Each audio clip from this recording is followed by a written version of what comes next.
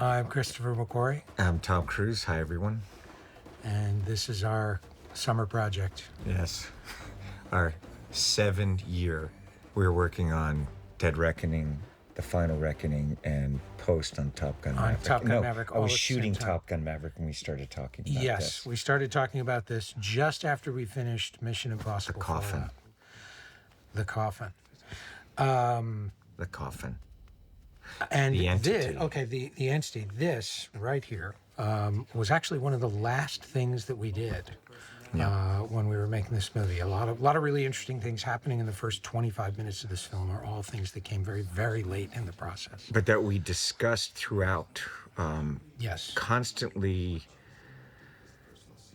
we actually came up with the idea. We were searching for a bigger concept in 2019. Oh, yeah. Well, in 2020, during the pandemic, we were shooting in Venice. The entity as a concept had not fully formed. But remember, we were talking in Norway also. We were we started in Norway, and we were talking about there's something that's bigger. That's bigger. There was something behind the scenes that was pulling the strings. And originally, Gabriel's character was in possession of something, and over the course of the movie, the roles reversed. Gabriel went from being someone who possessed a weapon to being the weapon, and what you're looking at we've gotten way ahead of ourselves. Yeah.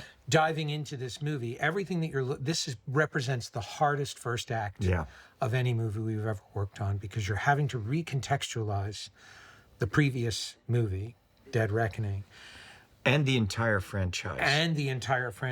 You wanted the audience to be able to watch this movie having never seen a Mission Impossible before, and know right where they were and understand who this character was. One of our big rules for this and for Top Gun Maverick was you never want the audience to have to leave the movie to think about another movie.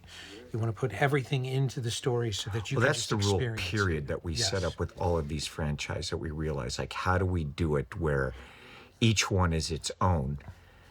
And you've done some crazy things, I'm noticing, in this franchise. This is like, oh my gosh. Yeah. Oh my gosh. My whole first film I ever produced was this very first Mission Impossible. You wrote this scene in Ghost Protocol. In Ghost Protocol, it was one of the first scenes I wrote on a Mission Look at Impossible. all of this. Was Michelle's farewell. Yep. And here's Mariella Garriga. You can go look at my speech from CineCon about McHugh, and it talks about this, kind of our working relationship and what he did with Ghost Protocol and what he does. You have to look at the detail and editing of these pieces. It's truly the patience, look at that, from one to the next, the amount of effort and time it took. You know, from the kiss to the headbutt, when you guys were taking me through it, each piece leading to the next. Yeah, this was weeks of work spread out over the whole of post-production. But Eddie weeks Hamilton of work, but I have to say years of work of understanding the entire franchise. And McHugh, for you to be able to make this emotional, to contextualize it, sometimes I'm so close to the franchise. For you and Eddie, you guys step back to be able to go, these are the moments and these are the pieces. There's sometimes like I'm good at stepping out and looking at things, but for you to understand it in such a deep level, the rabbit's foot and each piece, to be able to wrap it up into this story and have every kind of those loose ends being tied up in this way. It's very interesting because I'm testing movies for audiences. That's the beautiful thing. Like, you make a film, you're going, you learn every time, and I take it and we put it in the next and put it in the next, and for you to go, no, this is an opportunity. And how you utilize that to make this whole emotional journey for the characters is absolutely, that's sensational. It's funny you said that, because that's Mission 3, was the rabbit's foot and Julia. That to me is the gift that keeps on giving. And also, and for you to go with Rolf and make that an emotional story, the emotion and the detail, those things that we wanted, we kept pushing. But look at the amount of shots, look at the detail in telling this story. To have that kind of mind that can put those things together and be willing to confront it, be willing to put it there in a way that makes it emotional for the audience. It's that kind of detail, those things that I learned from Pollock, from Spielberg, you know, when we were doing Minority Report, a very complex idea. And it took a bit to figure it out. Like with Steven, where it kept going back and forth, and you see how do you make these things visual? Your ability, and I go back to Usual Suspects, your ability to tell very complex stories yet immerse in character and allow character to drive the story and the emotion. It's this kind of detail, and it's a different, as an actor going through it, it's a different kind of performance. So, in every department utilizing the camera, the story, the music, and it's something that you just have to keep at, and you kind of emotionally bring those things there. But your ability to constantly do that is something that I appreciate, I admire, I marvel at. Wow. And you just look at this, look at the detail to keep the story going. And it's not something that you can just write down. You put it there, and then you have to experience from an audience, and you put it there and experience and keep attacking it and keep attacking it. And, you know, you, me, and Eddie have been making movies together for a long time, and my hat is off to Eddie Hamilton. You know, truly, like, all the stuff that we've gone through, and I appreciate that you're constantly learning, and we all are. And you are too. And considering how long you've been doing this, and the bench of filmmakers that you've worked with, that you've learned from, that have learned from you, and that you still come to work looking at things, not always keeping your certainty in check. That you're always looking at it and saying, never mind what I meant, what did I actually communicate? What did I create? It's an incredibly valuable lesson. Your superpower is that you come to all of this with an emotional eye. You look at everything, and the thing I've known about you for a long, long time, you communicate in emotional terms. You receive things in emotional terms. You can't like something just because you did it and because you need to like it. You know what I mean? It's terrible. It's like, isn't it? I really want to like this. I really want to like it. It was so hard to do it. It was so. The sun is setting and it's time to go, and I have to like it, but I don't like it. I know. And what's amazing is you're also very, very constructive.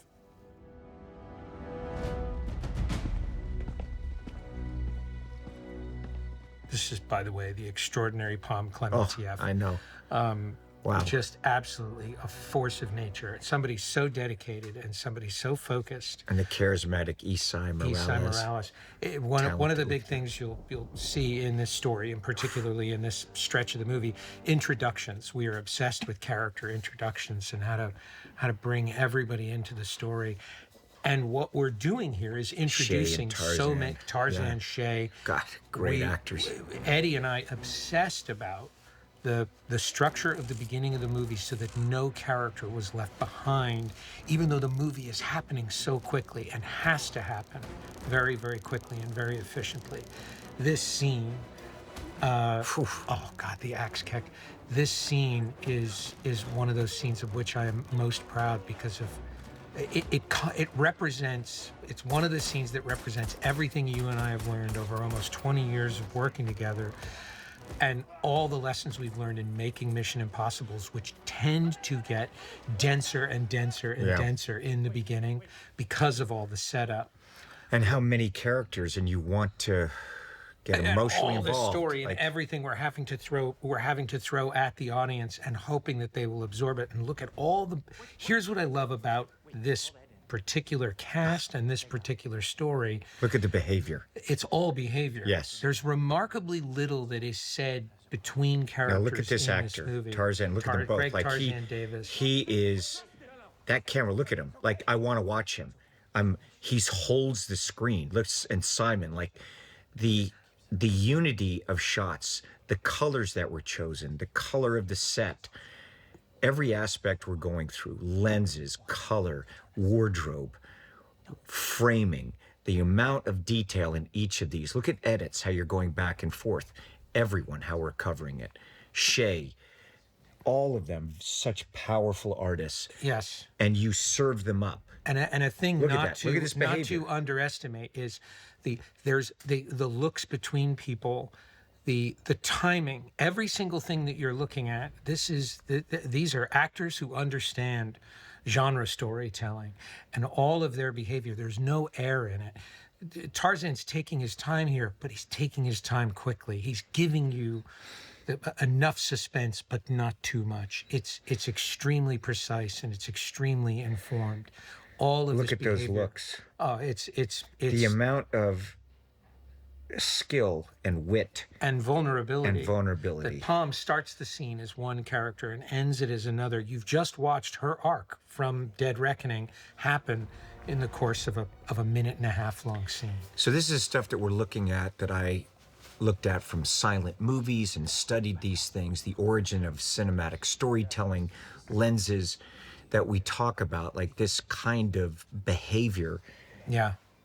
the eye lines, the amount that goes into it, because we show up on the day. Now we're looking at the actors and creating scenes that are creating character development. You see the behavior. Creating empathy for the characters, even the villains of the movie. Yes. You have to have a creative fascination for those Yes. characters. There doesn't has to be a matter if level they're of good or affinity. bad. I want to like everyone in Yes. the movie. I want to find them interesting when we Yes. go there. You want every scene to be like, it's pulling you forward because we're introducing a new element, a new character, and something that we as the audience are going, I'm invested. And here is Yeah, there's amazing Haley Atwell. Haley and this Atwell, look was at this. Wow. the last scene we shot Yes. in the entire saga of these And two it was movies. 6 weeks before release. Yes, it was 6 weeks before we released the film. It's just a few months prior to us doing this commentary. It was very, very recent, and as with Dead Reckoning, Haley's character almost came together in reverse. We shot some of her earliest scenes very, very late in the process because it was very, very important that we always find the right balance for these characters, that Haley be unique among the characters in the team and also the women in the franchise, but that also we always felt an empathy and a camaraderie between these two characters. Yeah, and an understanding. You want every character to have an element and a necessary participation. She had to be essential. And that was this right here. This was snippet was actually part of a much larger scene that was introducing Haley in a very different structure of the first act of the movie. And this is something we do with every single character. If you're looking at Palm Clementieff, Tarzan from Dead Reckoning to The Final Reckoning, Shay, Yes. Henry, Rolf, like everything has an element, and you have to do it in a manner that is very economical in terms of Absolutely. its storytelling, which also encompasses motion. You know, some of the films that have informed me throughout, and people ask like which ones, it's like silent movies or so many films, and Fantasia, musicals, motion that communicates behavior, that the introduction of characters through motion. Now, this was originally Haley's introduction. Yeah. This was originally how we were going to meet Haley. And when we watched the scene, we realized that no matter how much you liked her in this scene, visually, you were introducing her chained to a pillar. She was completely limited. Yeah, and we had a realized it whole wasn't a party, strong and then intro. we had a whole party thing, and it Yep. was, and the scene was written differently at this point, like it was Yeah. staged differently. And some of these things, we've been making movies a long time, and you just can't know until you start experiencing the whole movie as a whole, because also we had a whole different opening for the film and Totally. different structural, different concept of how to introduce the characters in the movie. and there are a lot of different kinds of flashbacks. So we're looking at how do you create something to make it as entertaining as possible. And I was asked a question by, I was at the studio, in the studio where they were saying, well, how long is a movie going to be? And with every film, it's like, how long is a movie? And I said, look, the film will be as long as it's entertaining and not a second longer. That's it. And that's the trust in that and the discipline of that. And here's the rabbit's foot. These are recreating moments that weren't in Mission 3, but shooting them on film and making them look and like shooting Mission it 3. like And the way there's they Tom, shot it. who's literally able to act 20 years younger, which I think is incredible. I don't know how you do that. You're wearing the same clothes from that movie. That's from the lab. Like I put the wardrobe on. I was like, still fits. Yes. There's Isai. Boy, that fantastic. Look at Haley. The velvety Isai I know. Morales, Incredible. who was just having the time of his life in this scene. It was a very difficult scene, very challenging. Oh my This is gosh. again one of those things where it's pure information, and how do you make information emotional, and how do you bring back the entire story, what was essential. And Eddie and I pulled in everything that we thought we would need, and then over a process of layer after layer, cutting away. And what you were saying earlier about how much of that story we're telling, and as long as it's entertaining, this was originally, this intercutting with the team, with you and Luther and Benji, was originally much more, and we kept cutting it shorter and shorter and shorter so that you were getting absolutely everything you need and nothing you didn't. You're searching for a Russian submarine vanished on its mayday. There is a whole story in this Faraday cage that tells the origins of the entity and Ethan's whole take on the entity. It's there in case you need it, and you find out ultimately that what you need is far less than but you never know where you're going to need it. And sure enough, when we showed this to an audience, we showed this to friends and family, they come with questions, and we say, oh, thank God, we've got that in the can that we can just, We overshoot scenes just in terms of we over-explain. we overexplain, not overshoot. We overexplain over-explain. things, and then as you're going along, you got to just remember you just start pulling it back, and then you got to pull it back to the point where now it's not working, and then you got to restructure it. So it is that dynamic. What is amazing to me and always has been is how fast you edit, how fast you move, how fast you write a scene.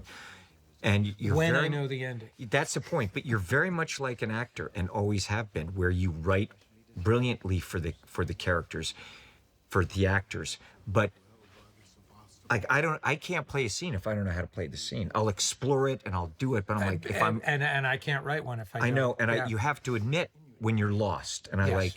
and give into it and just surrender to it, because then you're going to start finding it. But I'll say this about you: what you're very good at is there's times where you just like, I don't know how to act that, I don't know how to do that.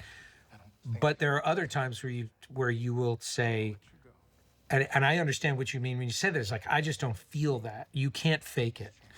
But then there are other times you say, I don't really understand where we're going, but I'll try that. Yes. And you'll do things that are totally counterintuitive or don't feel comfortable for you. You're not afraid to be uncomfortable. I'm not I afraid. would say you're comfortable being uncomfortable. Yes, that's This is my cameo. actually true. Here's my director cameo. I love it. Yeah. That's his hands. That's my hands.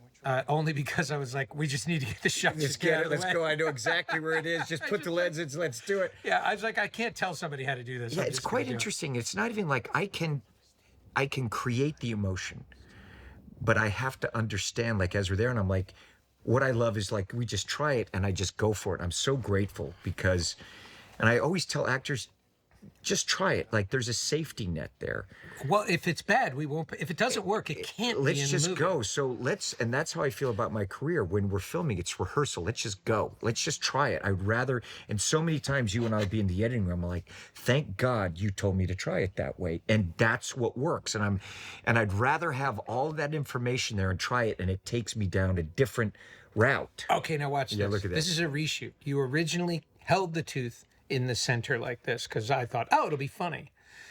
And when we watched it back, it wasn't funny. It was weird. And then watch this. He loads the tooth. Yes. So we reshot this, and it was just that simple bit of moving it to one side. It's funny for a moment, but you couldn't hold it that way. And it was watching it and looking at it. And I remember on the day thinking, how is he going to do that? And you just did it. And I called you that night. And I was like, I'm watching the dailies. You loaded the tooth. You loaded the We tooth. need a How did visual you do that? It was transition. like, We're like, were we you at needed home that rehearsing visual this? Do you have a transition. tooth at your house that you just do this with? It was so elegantly done. And this all became this sequence. This was originally going to be the cut to credits, was you biting the tooth. Yep. And what we actually felt when we watched it, it wasn't ending on a win.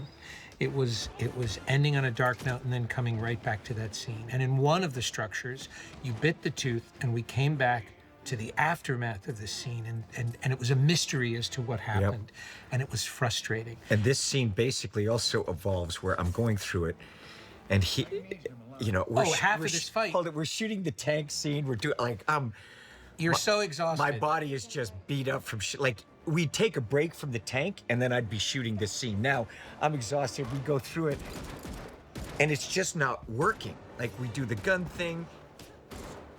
We just kept saying this is going to be short. It's going to be a quick fight, 'cause most of it's going to play off screen.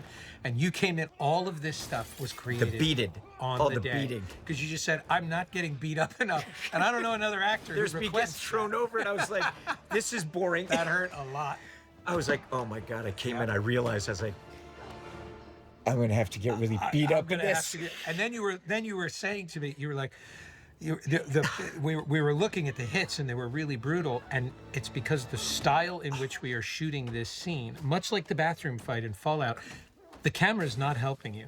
There's No. there's no camera motion, there's nothing to create the energy of it. You have to take the beating in order for the style to stay. And the for way it is. this to work, for Yes. her stuff to work in these noises, and also the size, he had to beat me like that. Yes. In order for this payoff. So you are, for the sake of everybody in this scene, taking a real beating, and it's It was quite just something. like I walked in, I was like, "Oh my god, he's Oh, gonna it have was to beat me painful. against the." And Lee's gonna, a big dude. he's a and it's big like- dude, and he was just like, And, "Okay." and I he like, was so Lee. What's great is Lee, this villain in the scene, is a really tough, menacing-looking guy. He's a teddy bear. He was terrified the whole time. I was 'cause like, "Just bring it, man. Let's He go." was like, Lee, you got to hit me harder, man. Lee, you got to throw me over the table, Yeah, please. and It's like, he let's get really this over didn't want to with. do it. He looks like he's enjoying it, but let me tell you, that's great acting. I was like, "Throw me over the table. Let's get it." And when I get thrown over the table, you have to roll in a particular way where your face is there. Then we cut to credits Yes. after that. Here's the lovely work of our team, Filmograph, who've been doing the titles for us since going all the way back to Rogue Nation. Wow. And just some really I extraordinary dig work. the titles. I like what you came Yeah, up with here. we You did. surprised me with this. Yeah, I love this. I called the guys up and I said, was you like, know "It's what, cool." we've done this style. We talked about Saul Bass, Yeah. who would do who's an amazing title designer going all the way back to I Hitchcock, love- North by Northwest, and we had to extend the Max Arouge and Alfie Godfrey and Cecile Tournesac. Bravo to you amazing guys. music All you team. guys, like, had to great. extend because we have so many characters in the movie. We had to actually extend the Mission Impossible theme. What a cast! I just an have to say, extraordinary, oh, like a God. murderer's row, and But that's, you that's just something know you will how hear to set. Like I love movies where you're just loving those characters and you set that up so wonderfully. Look at this. This, this is an old. Gary did a it's great like a raw job with this space design. Gary Freeman, our production designer. This is a raw space in London, and Look and at we have Paul. one day to shoot all of this material. We talked about this. Ethan wants him alive. Je veux mort.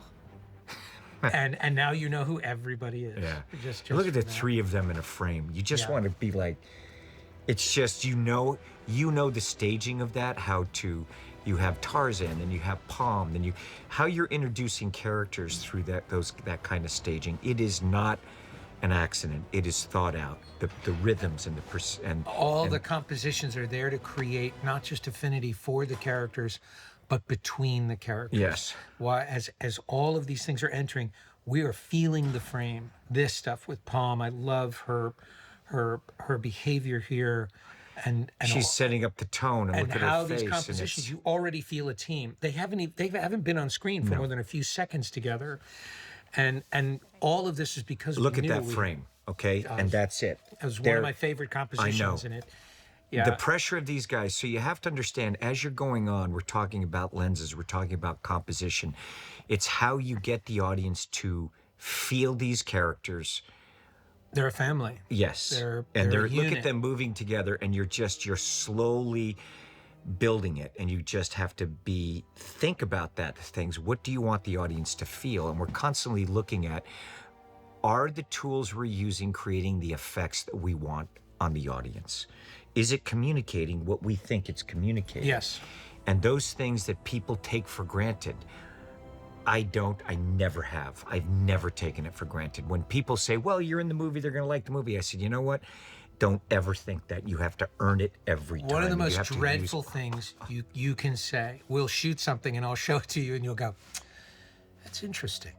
I'm like, ooh, because what's coming next is, why don't I feel it? The subtext of it is, yeah, I know what we tried to do, but how come that didn't work? So like when you look at something, you're like, oh, that works, and you know, and I'll know it's working because you look at it and say, that works. Like, okay, we're feeling the same thing, and it's when you look at something, you go, it's interesting. It's like it's the nicest way for you to go, no. try to be like, Actually, no. Not feeling that at all. Yeah, that totally didn't work. Sorry, dude. We're going to have to try something else. oh my God. Okay, this was the last jeez. thing we edited my together gosh. days before we locked Yeah, but even look at these shots, trying to get these shots to communicate these ideas. We talked about kind of this stuff. It's like this that. was Oh this my we went through, and this sequence contains everything that you and I said this sequence could never contain. I was like, I don't want the entity to speak. It should just And- visually yeah. be. And you were like, this is what has to happen in the coffin, and we were just like, this has to happen, that can't happen. Now you have to understand, for years. This is like years of talking about it. Oh, my okay? God. These films were made. You have to remember, why did it take so long? We made it through a massive global pandemic and two strikes, 2 union strikes in our industry. It was just like, oh my God, please. Haley had a baby. while Had we a were making baby. this. She We got made a pregnant. whole We had person. oh my God, it was Yeah. like. And you get and what's amazing is just over the course of this entire movie that Haley's daughter is in the movie and Yes. is her scene partner in many of Yes, it. she's our mission You cast child. We all feel quite Oh, it's you know, it just and paternal. now here Eddie Hamilton uncles, doing aunts these and uncles. Oh flashbacks my and gosh, how look at how to these. create this rewind. The number of things we experimented with in the course of telling it. This moment here of where it comes in the story originally happened much later in the story. This was like the hanging chad of where does this moment go? And what's really interesting, there are things happening in this story that don't make sense chronologically, but they make sense emotionally. You've seen it and you've logged it, and you can safely forget about it. The detail of this, look what at every ifs. shot. I mean, you can't imagine the amount of discipline to get these shots, to know where to put them, to figure out where to put them as we're looking at Well, to pace and know rhythm. that you need them Yes. and not worry about where they're Yep. going to go, they will go somewhere. And that's the they'll point go of where they going, belong. how do we predict the future and anticipate the future? So there's certain things that we know, you're going to need this. I don't know where it's going to go now, but Yeah. we need it. And An knowing... important thing Yeah. I don't want to forget, Yeah. the music in this sequence, Oh, which is geez, so guys. effective and so disturbing.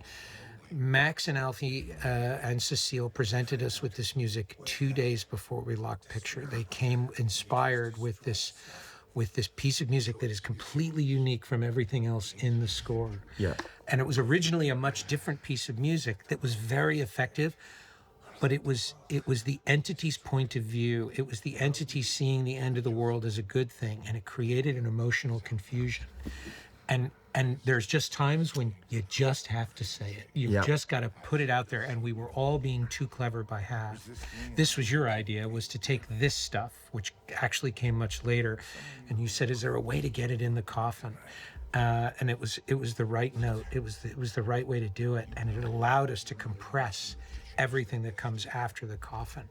What you hopefully don't realize as you're watching all of this is these are all the vegetables. This is all the information and all the story setup that you need over the course of the opening of the movie, so that once it's all out of the way, the film just takes off. It's just and But I get in this scene, McHugh, and what you did, it's like I'm so engaged. I'm so engaged with how it's done, the emotion of it, the entity. It's like I want to know this stuff. And I want to know. You can Exactly. feel the movie when you're going, you're giving me information I don't need to know and I don't want to know right now. You're experiencing it rather than questioning Yes. it. And we're constantly interrogating the movie and looking at it and saying, do I need to know this now? And what is doing? And you're, again, emotionally, you're so good at pointing at things and saying, this is the thing that's in the way. Sometimes it's a small shot. Sometimes it's a musical note. Sometimes it's several musical notes at the end of multiple scenes. You're so good at diagnosing the undiagnosable. It's not an obvious thing. It's an emotional thing, and that's. But you and I are constantly watching movies, constantly talking about movies and the history of movies, the evolution of films, and looking at it going, not being critical of films, but going, what would we do? Why does it work? Why does it work? Yeah. You know, I'd watch movies as a kid, and when I'm there and I'm going, I'm not listening to what other people say, I'm experiencing it myself, and then I'm asking other people, what was the experience for you? And that is understanding the thing. those tools. That's the thing. You are 100% not susceptible to PR, Yeah. not to myth. And many things we think are great, we are told are great, and we somehow feel wrong if we don't feel it. Yes. Or that something's wrong with us if we don't feel it. And one of the things I learned from you, you're so absolute in, if it's true for you, it's true for you. And when we show these movies to an audience, it doesn't matter what we meant. This is what the audience is feeling. And the This is what audience- they're telling us. This is what they're telling us. And they don't even have to fill out a card. They don't have to. You don't have to have a focus group. You feel it in the room. You're watching it with a group of people and going, you're no longer watching it as yourself, you're watching it through their eyes. And that is the most valid way to watch your movie when you're making it, guys. Yeah. And it's be willing to experience it and try to understand for yourself what it is, so that it is, we screen our films for raw public. And whether they like these kinds of movies or not, experience it and learn what you're communicating to audiences. Yes. That's all. And understand who your audience is that you're making it for. You don't have to take their notes, but it's important to know. It's Yeah. important to know how they're going to respond. And how do I improve if you want to know, if I do this, it's going to communicate better. It doesn't mean you're going to change your things. Oh my God. That was a very hard shot to get. Oh, jeez. The camera had about 3 more feet before it had to stop. It was It was like, I'm telling you, I love sprinting. Sprinting, we were doing all of No these kidding. stunts. I You know, don't say. But we were doing we were doing like we're out of the water tank into the fight scenes, into this, and then sprinting. I was like, oh my gosh. Okay. At like 3 in the morning, I'm going, oh. we have to do just the physical abuse commentary. Yes, I where know, we just I go know. through what condition I you know. were in on the day you shot a Yes, scene. I know. That how Whether my ankle was broken, my ribs were broken. I was like shooting the fight scene. I was well, this one, on this movie, you have to understand when you get to the submarine sequence, every single room in the submarine represented a set that had to be. One set would be taken out of the Yep. mechanism, and another would be put in. Let's talk about Luther for a Oh, second. yeah, we're going to This talk is about Ving Rhames, Ving Rhames. the veteran of the franchise. Ving, look at the power that this artist has. His Yeah. looks. His presence Oh in my this scene. God. I met him. I went to the Pulp Fiction premiere in New York City at the New York Film Festival, and I met him actually in the men's restroom. Maybe some more details. Yes, I know. You know, we were washing our hands. And I Okay. was like, listen, you know, and I said, look, hi, I'm Tom. You know, he's like, Vic, I said, you're amazing. You want to make a movie with me? I'd love for you to. Now? I'm producing Mission Impossible. You come and make this movie with me. He goes, send me the script. And I was like, I don't have a script, but I'm gonna make the movie. Yeah. And I'd really love you to be part of it. And And he said, all right, brother, and we just went on this ride together. And look at him. I just think he's so extraordinary. What I love about Ving in this scene, it's to understand there are friendship. moments there are moments of such sensitivity, and what's great here is that what I take from Ving's performance is that Luther's calm is for Ethan's benefit. Luther understands what's coming in this scene. And this was you, by the way. When you the scene was written very differently, and you showed up and you were like, no. I want to come in with more of this kind of like lighter. You insisted on a lighter tone when you walked into the scene. It wasn't an immediate realization for you, and I remember on the day I was like, that's kind of weird. I wasn't feeling it, and I started watching what you were doing. I was like, I'm getting it, and you're seeing how these two friends with this behavior, each is doing it for the other. How you're delivering it to Luther, and how Luther is delivering it to you. It's again a lesson in efficiency and emotional storytelling. That your instinct to come into it that way. Hey, Luther, you're trying not to worry him, and he knows this is going to hit him in a minute.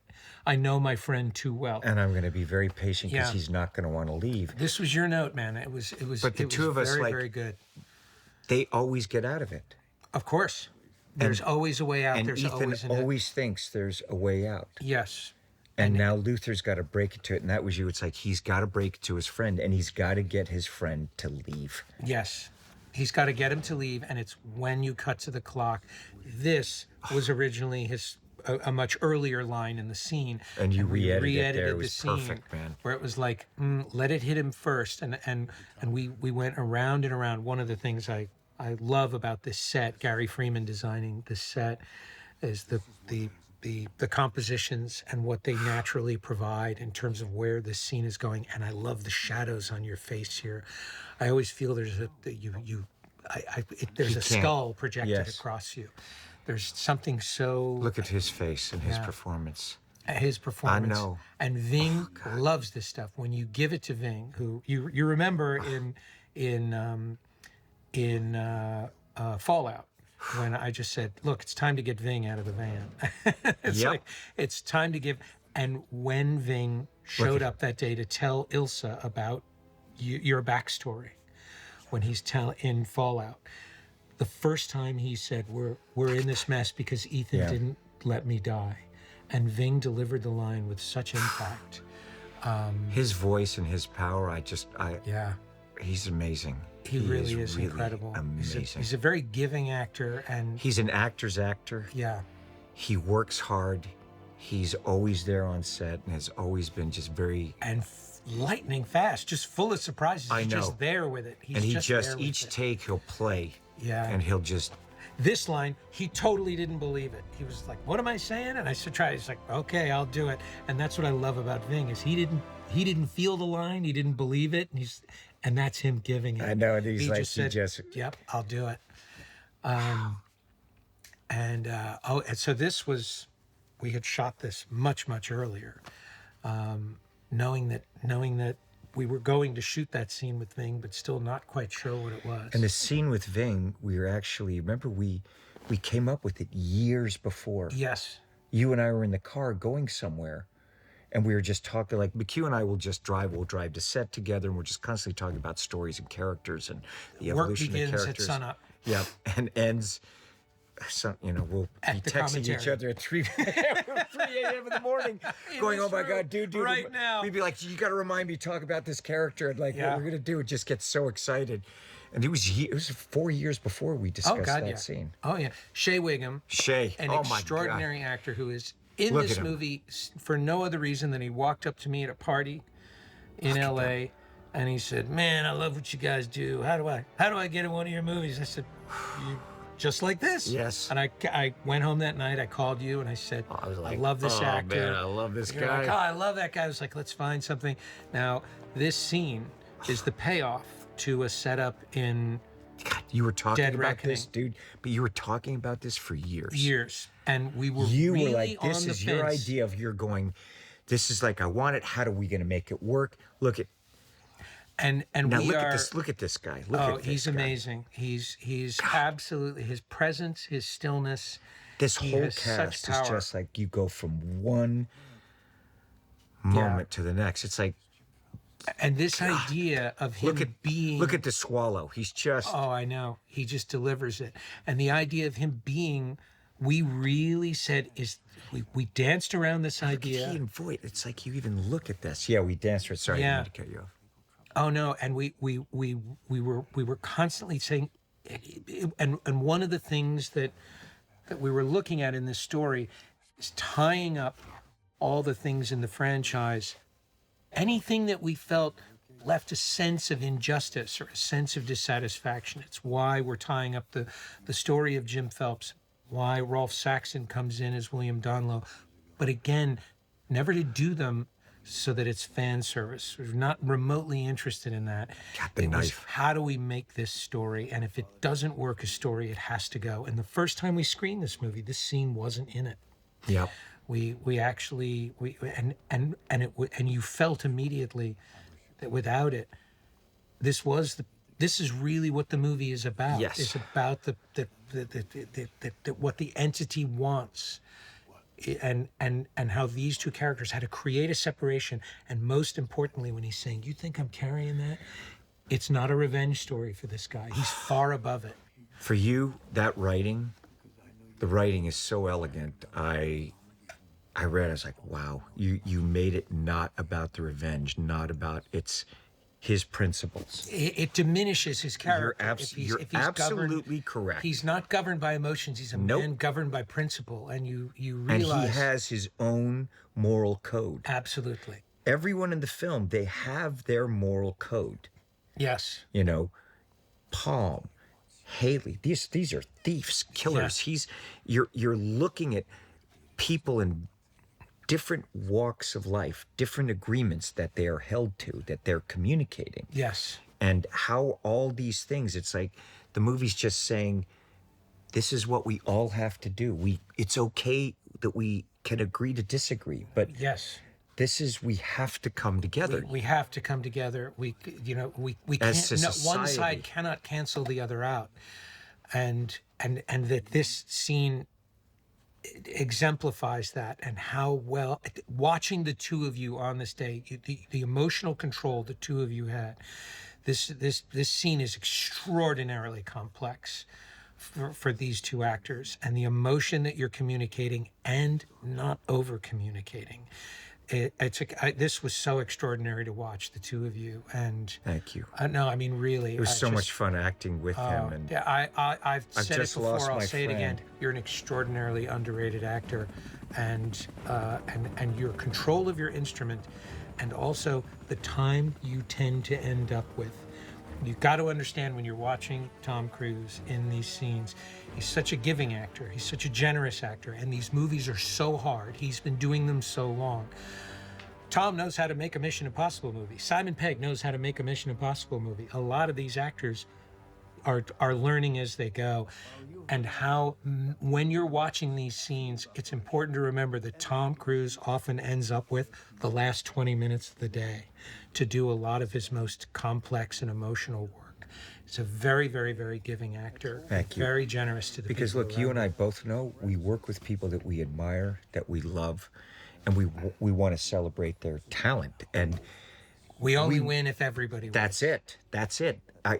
You want to be there and be like, these guys are great. And then you're, as the audience, I'm going, here's a full movie. Like Yeah. we're serving you everything. Like, look at Yes, this. Look this is not a and Henry. vehicle. This is not a vehicle for Tom. No. This is a celebration of everyone around. our him. film. It's our film. It's the Yes. joy of creating a movie. Look at this. We're going Henry. to talk I'm like, about this Henry guy's like, Sanier. this Talk guy. about power. I mean, this guy, He's- what he brings.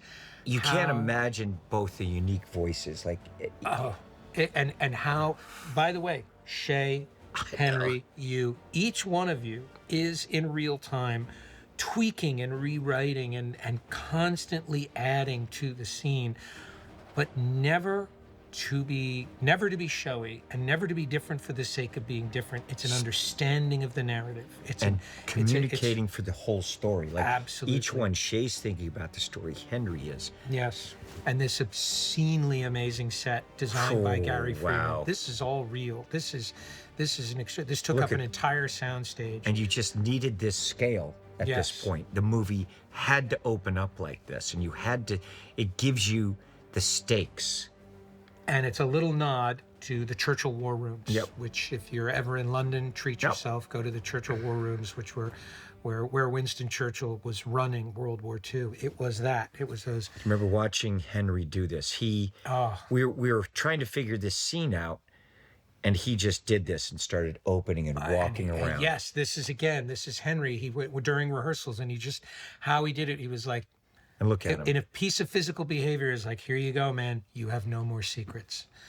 I'm gonna spill Everything. They're all going to know everything. It's in the and this is the camera work of Chunky Richmond. That's on a steady cam. Yeah.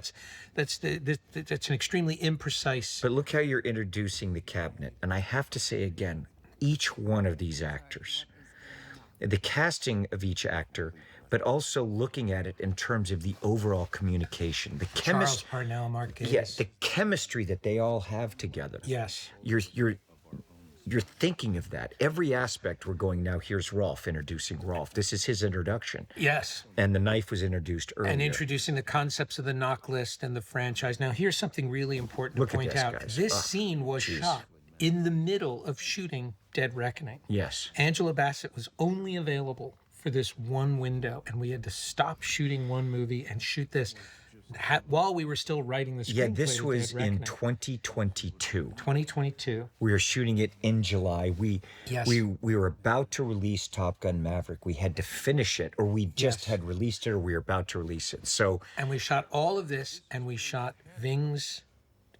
look at this your, guy. Your last scene with God, Ving, they're all in great. the same week. Holt McCallany, Halt. Nick Offerman, Janet McTeer. Oh, look at Janet McTeer. This was Nick such a Offerman. murderer's row of actors. It was these scenes were really fun to shoot, but also, again, extremely complex. All the coverage is very, very specifically designed. It's all to communicate emotion and to give power to And all to these set up characters. her. And to introduce But her. all of these elements, you have to, each one has to hold the screen. Yes. Each one of them. And let's take a moment to talk about Angela Bassett and the power of this actor and what she communicates. wow. How dominant she is, and also how giving she is. She's extraordinary. And then when the camera turns off, Gorgeous. a lot of fun. I know. That's the thing. She's so serious and so grounded.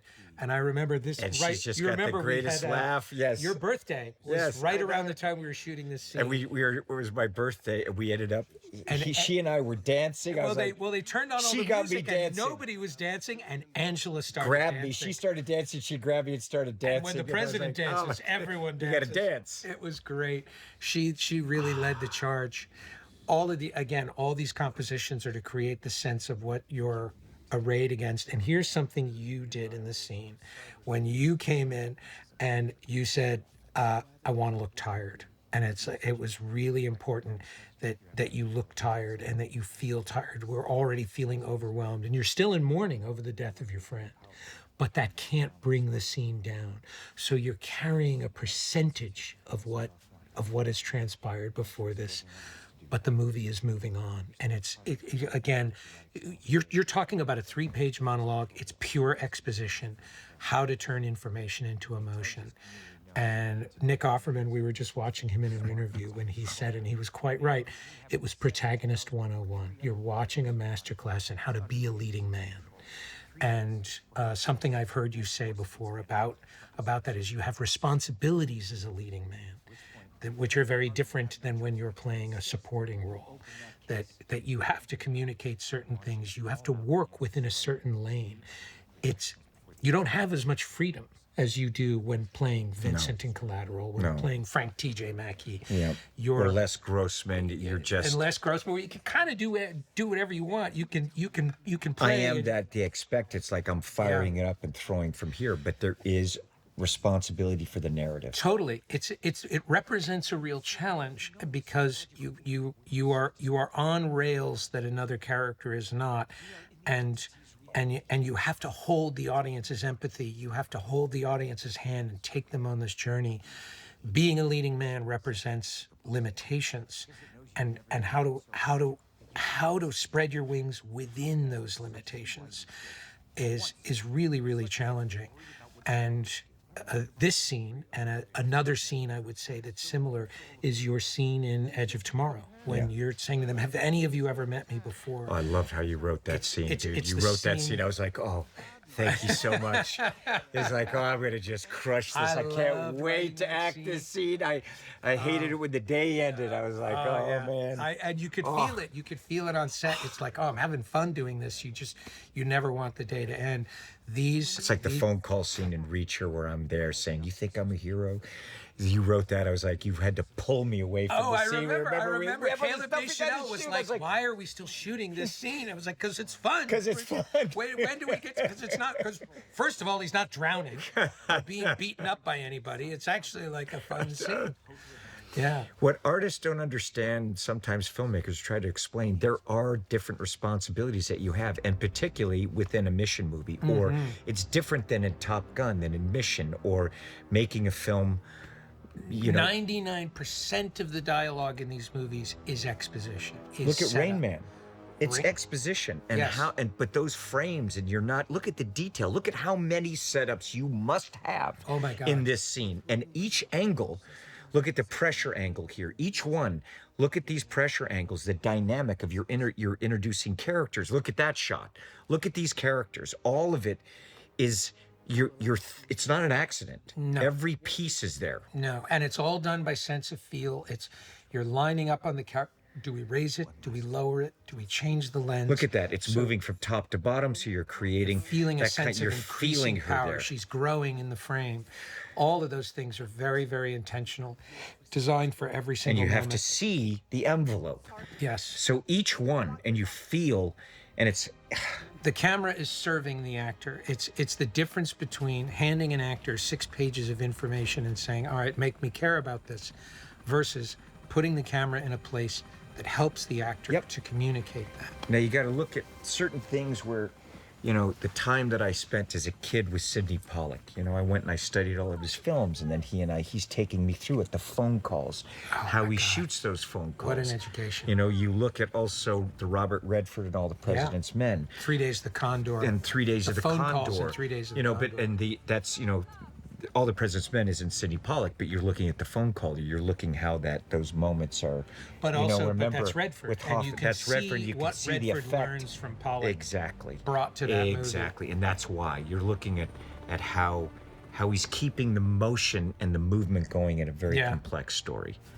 And the stories you've told me about working with Dustin Hoffman on Rain Man, and what Dustin Hoffman, how And you guys. Scorsese in Color Money, how he shot the pool sequences informed the action. And it's also, I look back on different musicals or different, how you're using these things to keep the progression of a story going. Yes. And characters, it's always got to be those frames, and you understand that. To be able to take that many actors and know, here's how I'm going to have to shoot it to set it up. To set it up so that you're experiencing the scene. You're not studying the scene. Yes, and you're experiencing the characters. Yes, and you can't ask the audience to do the work. You have to let the audience. I want you thinking about the movie after you've left. I don't want you thinking about it while you're watching it. And this Look at scene it again, here, Luther's Ving, like, wow, again, wow. And this was a scene where we knew this scene had to be here, but how much of it had to be here, and we cleaved off the part with the pill and put it earlier, so that all you had to do here was focus on the friendship. And what I love about this is it resurrects Ving. Yes. It brings him back.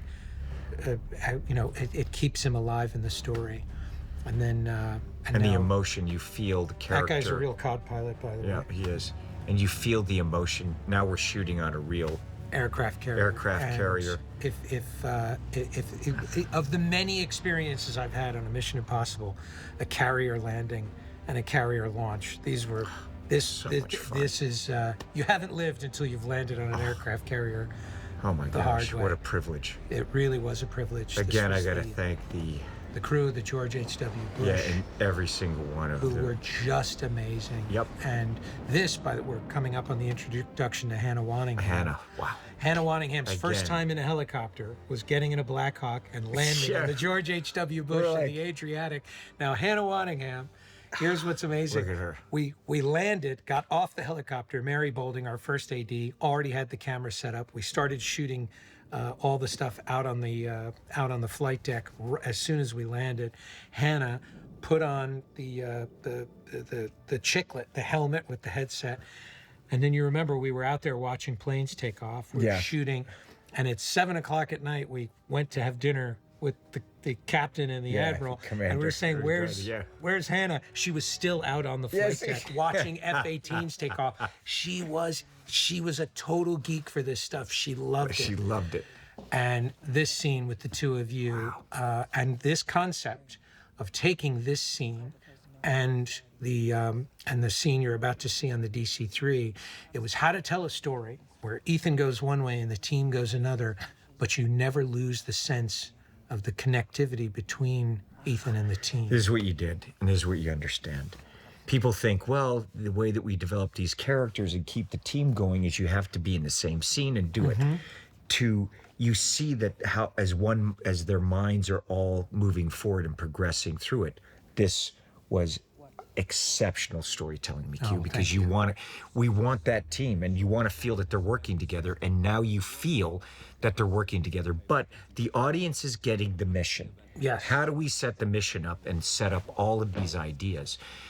Cutting back and forth, now everyone feels in on it. Yes. And I'm feeling the team. Like And I'm feeling a connection Yes. between Grace and Ethan, Yes. even though you're only in the movie for a few scenes Yes. together. Gracie, Simon, Ethan, the whole. Yes. And look, here, Yeah. all of these characters feel connected. And how do you do it in a way where you have humor? Yes. You're visually telling this.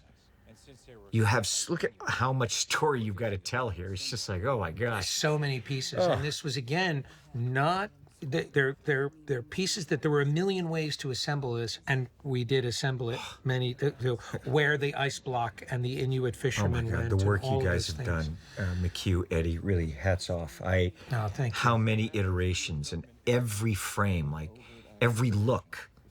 You have to see like the look and then cutting to Ethan and thinking ahead of the angles. Yes. Like when you're shooting this scene and shooting Hannah, look at the framing. All of this was thought, how am I going to connect these characters? It's not Yes. just shooting and doing it. You're already thinking of the edit. Look at that. Close up, pressure, Boom, pressure boom. to pressure. Okay. Yeah. That is thought out ahead of time. Power. Okay. Yep. Pressure. So And which side of the line you're on. which side of the line, and how do you do it in a way where you're not kind of looking at the cuts, but you're feeling the movie and these characters working together and trying to understand it. And who certain characters of the audience, Hannah, she's the audience. Yes. And as the audience starts to get it, you want the characters in there to start to understand it. So you are being Simon and Ethan. You're being immersed in the communicating. character's point of view. You're not watching people experience Yes. something, you're experiencing it with them. And when you have characters that are getting something that me as the audience don't get, I feel outside of the movie. Yes. So that's subjective storytelling. And you look at the humor it's like this behavior. They're kind of going, that's the thing. So Oh, that's Simon Pegg. Simon is he's an enormously underrated, dramatic God, actor. he's brilliant. He's incredible at genre storytelling. And when you have understanding. Simon and you've got Ethan, both of them feeling uncomfortable, Yeah. they both know what we're saying is outrageous. I also feel the buddy relationship, Yes. even though you're not in the That's same it. room. I feel the two of you are, and you're also you and Because I know how Simon's going to act it. yes. And I'm giving that, and he's Well, giving. that's what's like, amazing. That's Is you it's had like, we shot that scene Yes. after, but you are actually your physicality. You are imbuing Simon. and I know what he's. So Yes. as we're going through it, you and I are talking, and you're directing. Like we know, yeah, and now you're feeling. What you want is the tension and the wit. And you want the audience to feel all of these people working together, figuring this out, trying to will these things to happen. And we're playing with the audience and communicating with the audience and having them invested in wanting this thing to go forward. yes, and also keeping in mind, watching all of this stuff. Watch what's happening in the background of these shots. The map that is behind Hannah, there's a sextant behind you. This- the bush is is a great the edit. model of the bush is behind her. That was very last minute edit. There was originally a little more button on the scene, And of we course, just go the to St. St. Christopher medal. Thank you, McHugh. Thank you. very St. much. Christopher, you are our saint. You are our That was not patron what I saint. meant when I put it in But there. that's what okay. I feel. Now look at this. This is like- Talk about the hardware. Ah, this look was at this. thanks to the For Air real. Force, the Oh my United gosh, States guys, thank Navy, you. the Marines, Please, everybody. And their everyone's mother was involved in this. shot. Everyone. Yeah, it was incredible. Oh my gosh. This team was amazing. And then this scene, you remember, Yep. there was a much larger scene here at the beginning of it, talking about what was going on in the world. You didn't need it because now you felt it. You were looking at things and saying, I'm feeling the presence. I'm feeling the pressure of it. I don't need to tell it to the audience. I'm feeling it because of all the hardware and everything involved. And there's Africa. An interesting thing, when you came in and looked at the set, you looked at the set and it was the one note you had. It was like, Africa's way over there, and I think we should move it. And I moved Africa. I moved it to that spot. You were just like, I think just Africa should. And now watch how many times it This is where we're changed the way going. we framed everything. You just Watch kept how putting it in often there. Africa appears in the movie. The movie is just telling you where it's going. And it was a very good note on your part. Thank you very much for that. Man, but look at you, like, look at these frames. They're not accidental. No. Constantly pressure, but constantly keeping the spaces, the characters in there. Where, look at how they're And with there's both Africa. Shay and Henry. They're coming from behind. Mm-hmm. Look at this. Now you shot this. We didn't know our end. No. We didn't know where we're going. No. But you came up with this on the day, going, "I know we're going to need. I know we're this. going to need this. They're going to be there. Like I don't know where we're Yeah. going to go. Now, Phil Arntz and Will Banks are amazing Oh my aerial gosh. unit. This island, this is called the Bear Island, which is in halfway between Norway and Svalbard. It's in the middle of nowhere, and we sent these guys out to get this footage, and They they did crushed it, it. and they're so extraordinary. You'll the see ones a that lot of shoot their our work in the aerial aerial and- sequence later. Yeah, look at and these this guys. was a place called Hellasat in Svalbard. This is the legit Arctic. This is really brutal conditions. Minus 40 degrees. With the wind we brought, it became minus 40. Of course, You what had to did we watch do? We them went get- to the Arctic and made it colder. Yes. That's really the Arctic. That right is there. it. They had to watch their noses. We had to watch everything because at one point, You could see people's they would palmed her nose. All of a sudden, they said, "Cut, cut, cut," and they quickly had to get her nose, and you could just see. Yeah, Simon on his Oh, cheeks. Simon's on- you and just had to here's watch it. Rolf Here's Saxon, Rolf the Saxon. amazing Rolf Saxon. Look at him. 30 Rolf- years later. 30 years almost, later. like- Now, Rolf was an actor. I did not really know his work. I'd only seen him in Mission One, and we wrote a small part for Rolf and Lucy Tulugarjic, who's absolutely Amazing. extraordinary. We went on a global search looking for Topeza and found Lucy, thanks to Mindy Marin, our casting director. Yep. Thank you, Mindy. Thank you, Mindy. And She's amazing. Rolf showed up, and almost immediately we recognized, we've got an asset here. Oh, He's this a is gem. incredible. And you just started really We just writing. started and expanding. Look at the beard and look how also this set, okay, how comfortable it is. It's a You- set that you now, want to be in. And if you're this talking was about critical. this is about their relationship, Rolf and Lucy. But also, their if marriage. you walked in there and didn't fit, yes, and the music, by the way, Cecile Tornasak's idea to put cheek to cheek here, Yep. heaven, and that was the final touch. That was a little grace note right at the end. It was really critical that when you walked in here, if you didn't feel Look at so the comfortable humanity. in this space. The humanity Yeah, and but warmth. but he's Yes. here because of something Ethan Yes. did 30 years ago, Yes. and I kept saying to Gary, well, I gotta believe that this is his happy place. I want to believe he is comfortable in this place, because what was really important is I didn't want the a feeling that his life was ruined by what happened in the first movie, but he discovered the life he never would have had otherwise. All of that is so it was to give this character a sense of inner peace, similar to Julia, when Julia in Fallout is saying, The humanity yeah, and inner because you- peace. And as the audience, you want to feel it. You don't want him just saying it. and it's emotional drag. Yes. If I feel like what I didn't want was, at the end of the movie he gets his job at the CIA back. I know, You want him right? going, I didn't want that job. This was my This calling. was- This is this what is I my- wanted. I was so grateful to be here. And A wonderful actor, this guy. and Great. here's Pasha, who's just so extraordinary. And now our Osprey crew. All these actors are them. absolutely amazing. Look at them. They came in and, God, they're just... We shot this in one day. Yeah, this was really, it was a fun day too. we had so much fun. Yeah, and it was also towards the end of the movie, so you knew the closer we get to the end of the Look at how movie. tired I am. We're doing in Well, you've between. been shooting the tank. We're finishing the tank. I'm like, oh my gosh. It was absolutely punishing. And, The tank and the everything water tank was so punishing. Yeah. We'd be like, if we had setups in the tank, I'd have a break, quote unquote. quote unquote, and every time we thought it was going to be a break, and then every time it was like, sorry, Tom, it's Sorry, actually Tom. going to be really hard. You're gonna have to jump out of an Osprey. We're like, oh my gosh, please. Look at Yeah. that. Wow.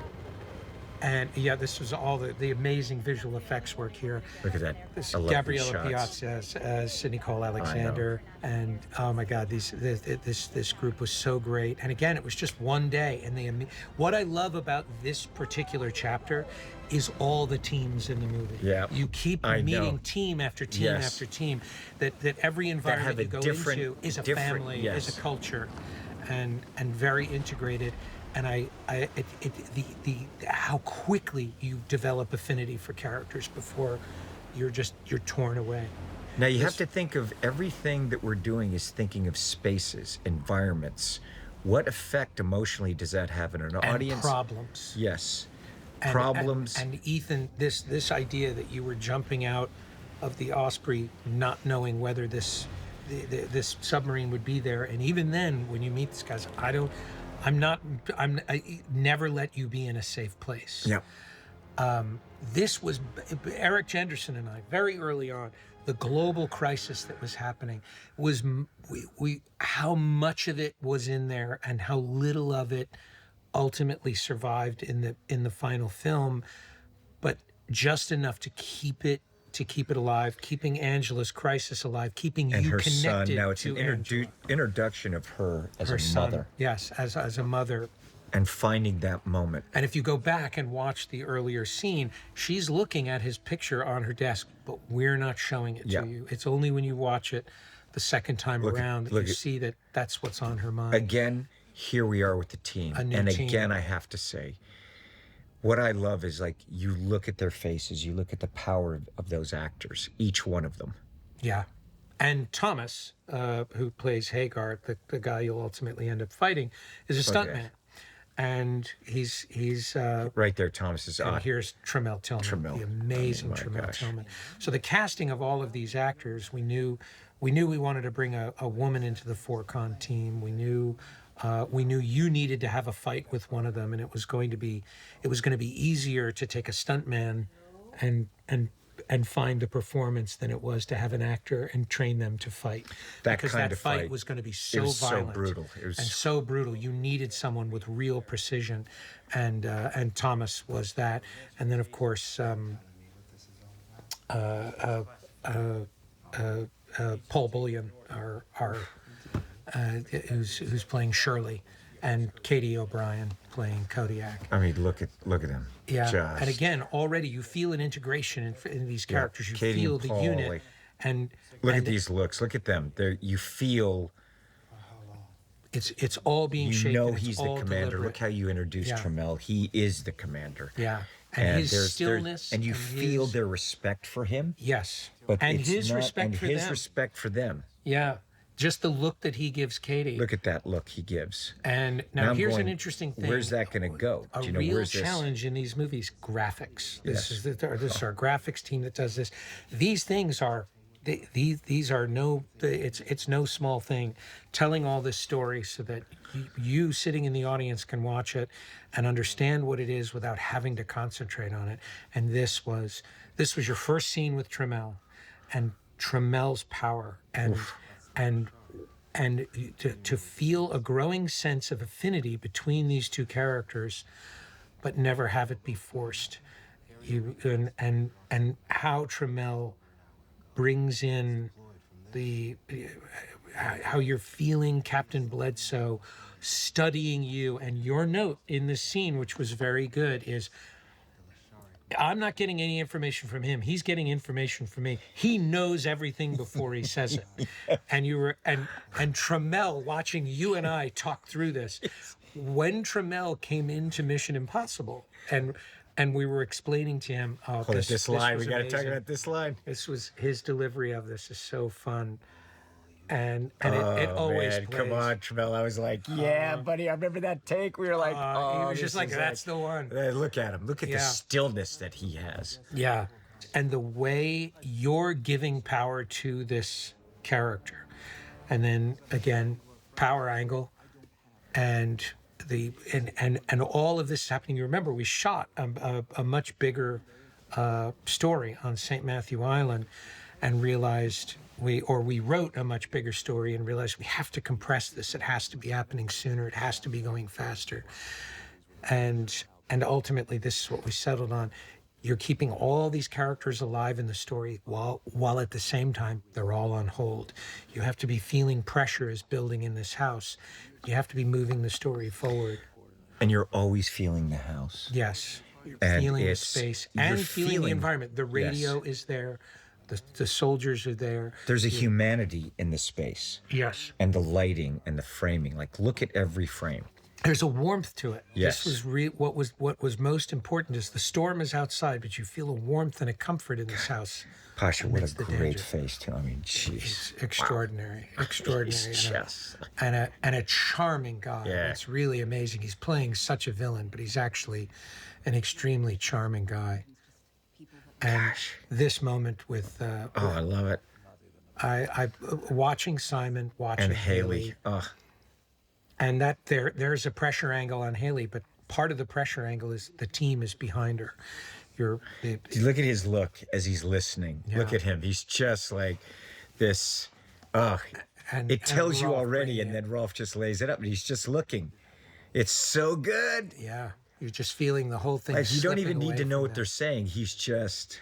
It's visual storytelling. It's never taking for granted that the audience is listening to the dialogue, because the truth of the matter is, very often they're not. And these are global movies. People are having to read subtitles in a lot of the countries where we're watching this. We're trying to take the burden away from the audience of having to concentrate on having the to movie. listen. But look at The his... dialogue is there if you happen to be listening. the writing in this, man. The whole... I love the writing. I'm just... But look at in the hands of someone I else. know. Haley's control of her instrument. Look at that. Look at her. Focus that she has, the subtlety. In that frame. How active her face is in every moment of the story. You're Pasha. talking about an extraordinary actor, a really, really amazing and a giving actor to everyone around her. Simon Pegg, look at his behavior behind Pasha. He's giving it to you, but he's not distracting you. And again, here's another scene where the actors really understand. Look at And these now guys. we're introducing Stephen O. Young, Pills. Everything that's happening in the scene, it's all exposition, it's all information. But the way the characters are delivering it, the way the actors are serving it up, And the framing, we're having a little fun. Katie's It's like, behavior I is know, all it's so improvised. fun, I know. She's so good. I know. She's giving it all. The mug, take care of my suit. Later on in the that story, was hers. that's her improvised That was line. her. And you're here to activate thinking mode. Here Yes. goes Tom Cruise listening and just your listening is more active than most people acting. And what's great is you give us this library of reactions. Eddie and I was like, I need a little more from Tom. And Eddie goes in and pulls out this bin of you just hearing people. What this is not easy stuff, and none of it is by accident. You're extremely this. And by the way, this was again, you came in and said you had this note about a moment between the two of you, between you and Katie, where she realizes over the course of this scene, and it's very subtle. She realizes over the course of the scene, you know this is coming. What they're telling you, you've already anticipated it. And she's realizing, oh, I think this guy's on a suicide mission. I don't think he fully expects to survive. That was a very complex idea that just percolated through in the scene. And how you did it, it's like you just have that emotion just... Yes. And you remember that scene went on much longer. Oh, yeah. And we went, no. cut to Haley. And you're feeling the connection between these characters. Yep. Everything was explained to the nth degree, and then it was only what was needed. All of this stuff, how it goes analog, McHugh, though, I got to tell you, it was like... Well, I have to like... admit, most of that is because first of all, I am Mr. Technology. Whatever the brand new thing is, I'm out there playing with it. I love that stuff. And yet I can't McHugh stand it in movies. I know. It so gets in the way in movies. And McHugh, you handle all my technology. When it's broken, I just like, McHugh, fix it, please. Like, he fixes it in 2 seconds. It's like, I'm not going to go through the process of trying to figure it out. I call him, or I just hand it to him. I'm like, I don't know but what's cellular happening, technology. Here's Carrie Elwes. Is Carrie, in our I story. know. There's There's a little Carrie, it's just- great, I know. There's a little crossover to Dead Reckoning. And we But could talk about Eric, too. Eric Jenderson. Yeah. Oh, everything that's happening on St. Matthew Island, everything with the submarines, all of this is Eric Jenderson's wheelhouse. Eric loves this stuff. He's such a nerd for it, and his level of research is so extraordinary. The coordinates, the dates, the times, they're all things that Eric Jenderson has worked out so meticulously, knowing that a lot of it will be cut out. Production design, the same way. Raffaella, our art director, Oh my gosh. all of this detail, all of this stuff in that, it all impacts cinematography. When you're looking at cinematography is actually the marriage between production design, costume design, Character, location, story. character, composition. These are so many characters and so many departments working together to create these looks. The atmosphere, there's a layer of smoke that's been pumped into these sets to give them this kind of gauzy, hazy feel. I love this moment coming up. Oh, I love the this. two of them, they're just, look at them. Their behavior, and all of this, of course, is now I had somebody point out, well, you know, I find it interesting that this woman's been married to this man for 30 years and she's never learned English. And I said, but he learned her language. Yes. That's the point. And look what's coming here. Hey, God, that is the point. that is he the learned point. hers. And Lucy Yeah. taught Rolf All of that. how to speak. That look at Tarzan Inuit. and Palm. I love this moment too. Like, Oh, yeah. Here's this moment coming up. You're just seeing The through behaviors, behavior head turn, head how turn, much like head there's. turn. I love this. All of I this is love this moment. It's choreography. like you're All of looking this at is ballet. Palm. She looks at the gun. She looks at him. He's like, Please no. please. Oh yeah, it's coming. I love that Tarzan. It just makes him so human, and it's his character. It's like, let's be thoughtful and let's go. It's just Tarzan went to Tom Cruise University on Top Gun Maverick and on Dead Reckoning, and Tarzan recognized vulnerability is power. And you're looking at a guy who is nervous and scared and out of his element. and he's a guy who's very powerful. He's a powerful actor, but he's also recognizing this is not my team. I don't know who these people Yes, are. and- I'm not with my unit. And here's this woman. And this person tried to kill me. This person tried to kill me. And actually, she has killed people. She Yeah. was in prison, and she's just going to go off and kill everyone. Yeah, we met with this person just with he's leaning into the fact that he's not balanced. And it just draws me into his performance and his Absolutely, character. and it's a Palm, lesson for and he everybody gives out power there to Palm, and shooting it has an wit. action movie. Don't be afraid to be afraid. Now, it was very important to us that we had action in the middle act of the movie and action for you on the submarine. so And you I want- called you in the middle of the night and I said, one of these guys Yep. got to come after you. The concept of acolytes was developing slowly over the course of the movie, this idea of insiders. And much of it was motivated by the fact that the These submarine shots couldn't to keep be the past motion it. going, to keep the pressure on. Yes. And also, again, it gives you a sense of the team that they're all under pressure. That was the intention, was a And you were fight totally right about the fight on this. And we're like, how do we do this? That hurt. that hurt a lot. I mean, That was, by hitting- the way, that was your gag. Just talk about that treadmill gag, which seems like it's a throwaway thing. It was very clever, and I remember coming in and watching you guys rehearsing it. I was like, this was genius, and how the treadmill went from being just the start to actually becomes a character in the fight. It becomes And I like was a weapon. To that's hit that used. treadmill and do it, I was Yeah. like, I'm not wearing any pads. I was like, I love this. This is Look so at this. fun. This This is is where so suddenly good. you realize Tepeza is not who you thought she No. was. She's a very resourceful character. Now the score here, putting music into this sequence, it was a big debate for a long time. It had to be propulsive and it had to be organic.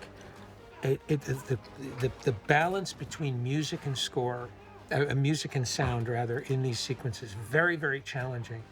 And also how much of this fight to be in and knowing how when much to cut and away. which pace, where, like each shot going where, pushing, keeping the progression of Yes. the fire of the characters, not losing the. Look how much is going on here.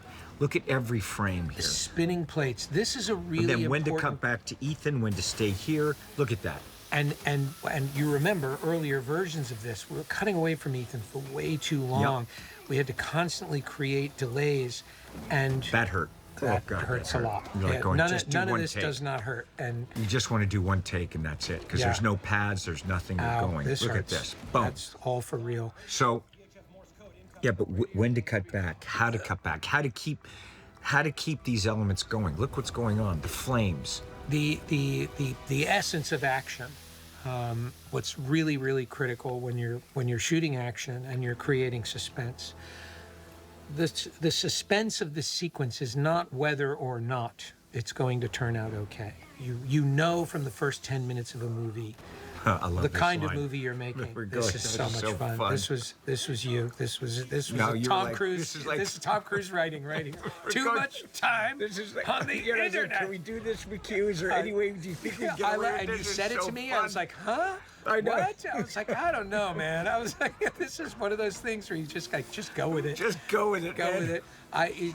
You just feel so frustrated with the guy. It's but like I love it. Ethan's And like, this was Oof. when I saw this in the rehearsal. I was like, oh, this is money, and not an easy thing to make look work. at Tarzan's Believable. first fight scene. He did Tarzan's such a first great fight. job. Look at These him. guys were Whoa. so amazing. Oh, look at Palm. And again, this assembly was very, very late in the edit, getting together all of the matching points of action. It was a process of taking things away in layers and not. It did not matter what the continuity of the fight was. It mattered what the emotional connectivity of the two fights were. And the essence of suspense is not whether or not it'll turn out okay. It's how can it possibly turn Yes. out okay. And that's really, and boy, Palm Look is at that. it's such power. Really, really dedicated, and all of this stuff that's happening. There's no easy way to do it. There's no way to do it where it doesn't hurt. Everybody here was committed. This is our first time shooting with fire, which was very, very challenging. All of it is very, very difficult, and the CO2. We got to talk about the CO2. We're holding our breath. They are holding their breath throughout this sequence. You were shooting in the tank, Yep. and Tom's mask in the submarine was accumulating a lot of CO2. It looks good on camera, but it's not an efficient way of breathing underwater. And as a result, he was becoming hypoxic. And we were looking forward to this fight because it was going to be a break from having Yeah. to breathe in your own And CO2. then he sees and the, then I he showed sees you the the CO2. and I said, He's like, I just got to tell you. I was I like, wouldn't be doing my job if I didn't tell you. It This looks so looks much pretty better. Cool. And you looked at it and went, shit, it does look cool. I'm holding my breath. Both Throughout us, all of we're this. We're both holding our breath. And this shot here. I love this shot. Look oh at my her. God. Look at her performance. Look how beautiful the lighting is. It's- That's totally real. Look That's at that. Wow. all real. And so beautiful. This was shooting the in the Arctic. Arctic, shooting in Svalbard was an absolute Dream. treat when you didn't fight the environment. and again, our graphics, and having to communicate something that's got to be visual and is an extremely complex idea. Getting this right took a very, very, very long time. We went through many, many iterations of it. How to create this globe, how to create a sense that this was three-dimensional. And again, your behavior, the composition, looking at the two of these characters, I'm feeling these guys are developing a bond with one another. There's a camaraderie that's happening. That's how you do it with the chemistry of actors, but it's the frame also. And it's the power of the two actors. Yep. And immediately you're going, man, that guy's a commander. He is like a commander. That guy. I'm there Yeah. with him. Right 15 degrees rudder, steady on course 340. Aye, sir, my rudder is right 15. Officer of the deck, submerged contact, bearing 1. She is so Oh, fantastic. she did a great job. She did not. Her That dialogue dialogue, she learned everything instantly. was all thrown at her that day. All of these actors were. We had Captain Ratliff, our technical advisor, was on set, feeding us all what would really be happening on a submarine, and these actors were having to learn this extremely technical dialogue, and again, here's And a also line. their positions and when they come into these frames, Yes. how they sit. Yeah. All of them. All of them were having to learn it and being drilled on it on the day. And something you'll notice there, that wide shot is a wide shot that's coming in when you need it, not, at the first shot is always the wide shot. This is Trammell. This moment here, this was Okay. me when I was explaining to him how we make Mission Impossible. That was his reaction. And Yes, he's like, I wrote it into the story. What exactly is your Yeah, plan? he's like, I know. Oh, okay. All right. And it was He's a like, what very- exactly is your plan? Yeah. Now this Oh, scene. so good. Oh, this was the beauty of Svalbard. Is this light that you're looking at? It just lingers, and an English crew who's so used to getting 2 minutes of sunset shooting in the UK, everyone was in a panic. Everybody was hustling, and it took about an hour for everybody to realize, wait, the sun's not going anywhere. It hasn't changed. And everyone relaxed, and it became quite peaceful on set. This scene, we wrote this scene in the morning, and Lucy came in with all of the language, and it's really Remember the morning we talked about, it's like, I'm going to write this scene, we're going to do this. I want this relationship between the two Yes, of them. And I I love wanna- the movie. For me, I love the film takes these moments. taking a moment You're to going- feel these characters and to feel this. But What- you were very good. The scene started with Haley waking up on the sled, and your instincts were quite right. Is that you don't want the movie to stop, and we kept cutting away layer after layer at the beginning of the scene until finally it starts with Lucy. You and I with are the always sextant. talking about, I don't want to feel frustrated with That the is characters. all real. That looks like Yeah, a matte look at them. painting. Look at the- all of that light, everything is real. I'm sorry, you were saying. No, but look at, oh, that's real. Look at the two of Yeah. them together. Look at her. Oh, Lucy is just such an incredible. Look at her, extraordinary just- presence, and the their two of them relationship, together. and watching this relationship that you're seeing here on camera, it is them. They really developed a bond while we were out there shooting in the Arctic. Wonderful. And this is a place I would love to go back and shoot. And I could make a whole movie up there. God. It was really beautiful, very hard. But what we learned very quickly was you just can't fight the No, don't fight environment. it. Just don't come up there thinking if you come up with Yep. a shot list, you're going to get crushed. And the Here's the Arctic thing, and just this gave is a to us. problem. Like, it brings us in your idea of, like, there's the polar bears. You're introducing the problems in the environment. And that she's out of her depth. Yes, This she's is out of her the- depth, and there's a problem. Is she going to make it? And it's a character moment and an investment in these characters for where we're going to the end of the movie. Yes. These are things you constantly have to think about and look at the environment. This is cinema. This is wonderful character storytelling, but it's also introducing problems. Yes, it's And- constantly increasing the pressure, but it's character- also character. allowing humanity, allowing humor. but not jokes. It's Not reaching. Yeah, it's not reaching. And now here we are. We're in the garage. This was That mask was very difficult. this mask. That's why was you don't brutal. have that, because I'm breathing in air, but as I breathe out, that CO2 is being trapped in the mask. Well, you're supposed to have a regulator in your mouth, and the Yeah. problem with that is it hides your face. So we designed a mask took here about for 2 Tom. years to develop this mask, because every time we changed something, it was 3 to 4 months Yes. to reformat that glass. So McHugh and I would look at the glass, look at the lighting, where's it casting the shadow, and what is the frame saying? So you're looking at the lens going, what do we see? So I had to understand where that crease was. Yes. And McHugh and I would talk about it so that I know where's the distraction, where are we getting the emotion. Yes, so and I you would were very good constantly at look that. understanding where your head had to be in position to the camera. So Here's McHugh and I my would always favorite go through IMAX the frame. So transition look right at here. that. Look at that, where you see my eye. Okay, those are things that he and I went through very carefully. So as an actor, you have to understand the lens and what it's communicating. And as McHugh and I are working, so these shots are precision. Even this, I know where the camera is. Yes. And Now, I'm looking at making sure that there's the frame. You're seeing my eye. Now, in order to get these shots, what you're seeing happen is we're not actually pumping water into the set. We're lowering the set into the water. It's a And massive this set is on a tank. massive gimbal. You have to imagine a 60-foot diameter steel drum that you could load one set into it. You take one set out, put another set in. And the And weight of this the is set. all inside a massive tank, 8.5 million liters, 50 feet deep. And all of this is all real. This is all practical. Mark the turn. Aye, sir. My rudder is right full. Everything that you're seeing Tom doing, the longer he's in that mask, the more he's expelling his own CO2 into that mask, and it's accumulating, and he's breathing it in. So when each and one of these shots, whenever he's underwater, from the time he puts the mask on, he's on a timer. And I have an assistant director who is clocking off the time every 2 minutes. 2 minutes in the mask, 4 minutes in the mask. And we're trying to get Tom out of the mask in 12 minutes or less. Sometimes the cameras wouldn't start rolling for 10 minutes because of how long it took to get things together.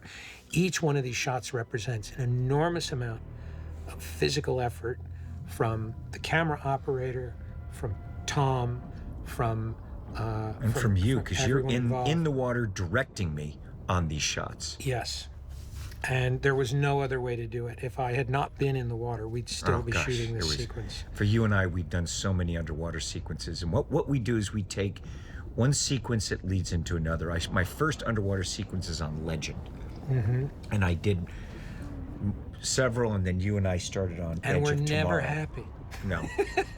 We look at it and go, this could have been better. We could have been better. We could have more. done this. I'm already looking at this sequence and going, I know know what we I could know. have done. You know, if I could just have done.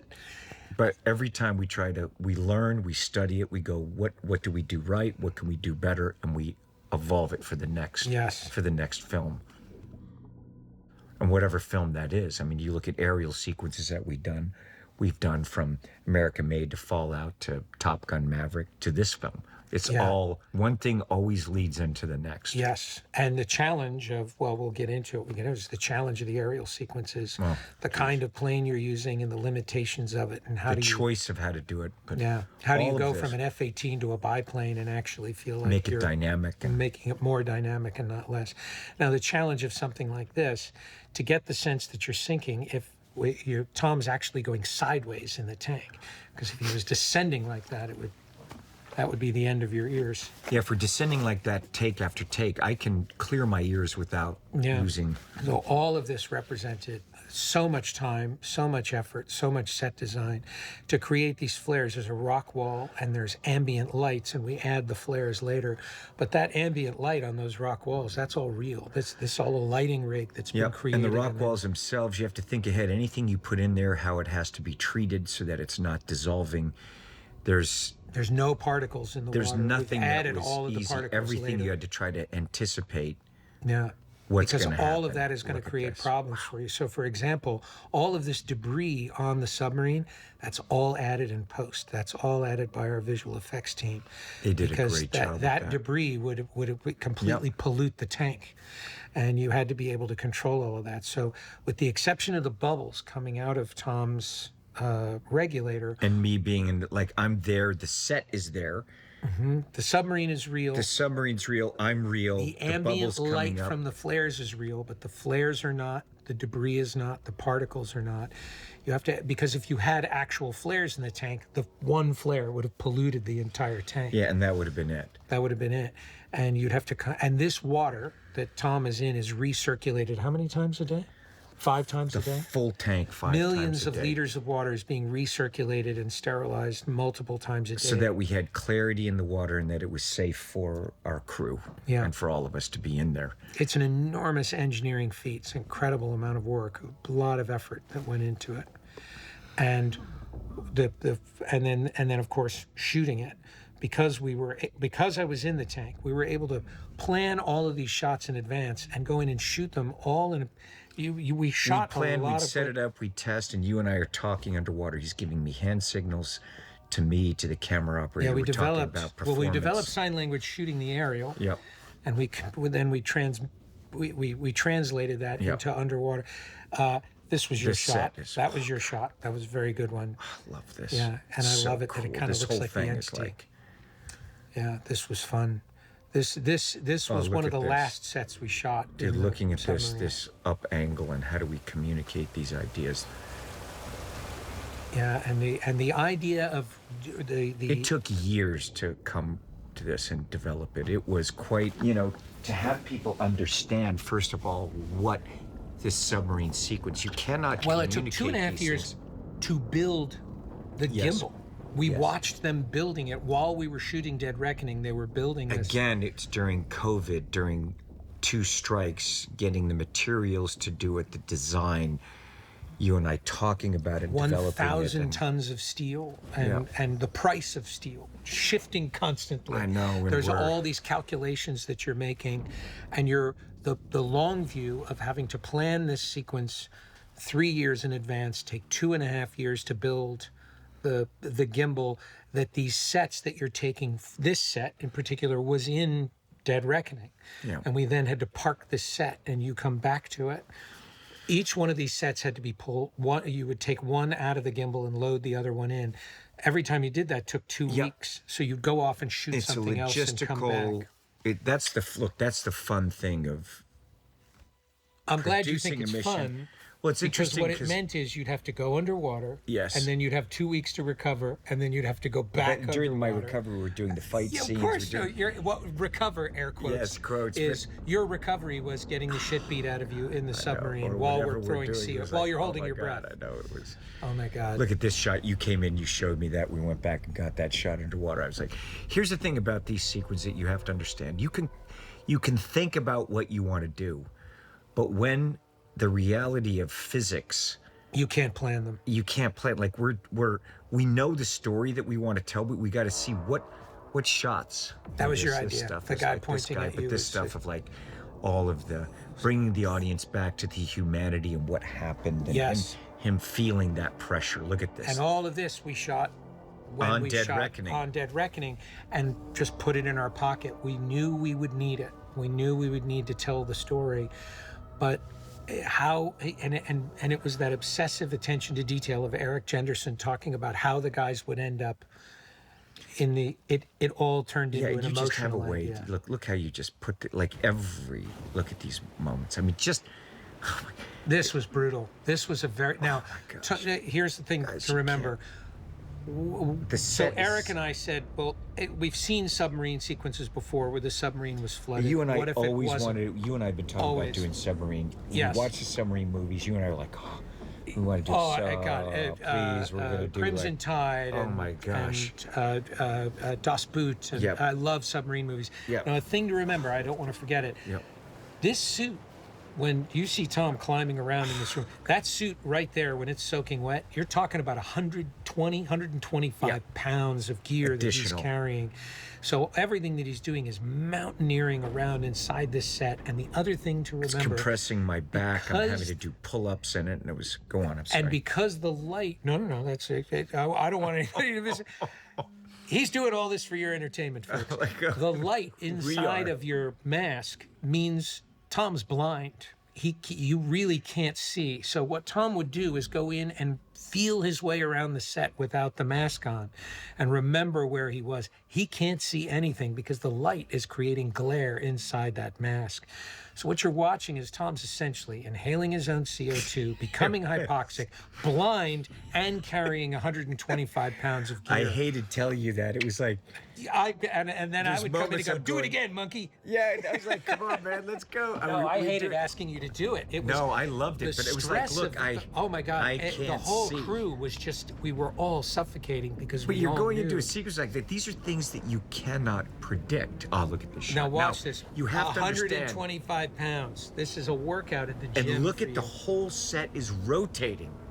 And we got to, It's sinking and rotating. and we got to give a nod to Jonathan Chunky Richmond, who Jeez. is rigging these cameras. The cameras that are, when he's not Both, operating yeah. the camera, he's got to rig these cameras in such a way you can't predict where Tom's going to be when the set is rotating. And Chunky was so good and obsessive about anticipating where you were going to be. Because this entire set is moving. Yeah, A massive 1,000 tons through rotating. the water. And yes, thank you, Chunky. And look at us, you and I figuring out behavior. And the HPNS, the high pressure sickness, and all of this, just guiding the key. Oh my gosh. and the days it took shooting inside here, and the other material we shot to give ourselves the how much was too much, and at the same time you didn't want to leave here going it wasn't enough. And we got to give it to Wade Eastwood and Scott and Malachi, all our All our the gang, rigging the that was going whole- on, all this, and here's our all the our rigging and these visual guys effects like department. just so Creating thank you. this underwater Thank world you that had to be all. blackness, but you had to be able to Martin, see our it. entire crew, and Fraser, everybody. Thank Martin you Smith, guys. our I mean, gaffer, geez, Fraser come Taggart, on. our cinematographer. Oh, look at this. Now this is This is a this is nightmare. all real. This is all real. When and this it is was happening, we're all going- a nightmare. Here's where I get the most stress. The two most stressful things. The two most stressful things for me are A, your safety, and B, time. This represents that shot took 1 week. This shot, just getting Oh my all gosh. of that, And the going through, it's rigging like and now planning. they're so heavy, those missiles. Yeah. Just trying to figure out now. I have to move through all of these particles, and I can't see. So we would spend time like Those shelves that are moving, this Would have set crushed created me. its own It's- ecosystem. There was an undercurrent that would try to suck Tom into the most dangerous parts of the set, and he's blind. He had to know what to avoid. you what and I would sense go of feel. through. We talk about. We go through. Every one of these pieces was And here's the thing you have to understand, just for the actors that are watching or filmmakers, I comb through these things over and over again. I know every piece. I know every moving piece. I know the camera angle. You cannot rush these things. You have to go through and anticipate the problems. Now I know this thing's coming down.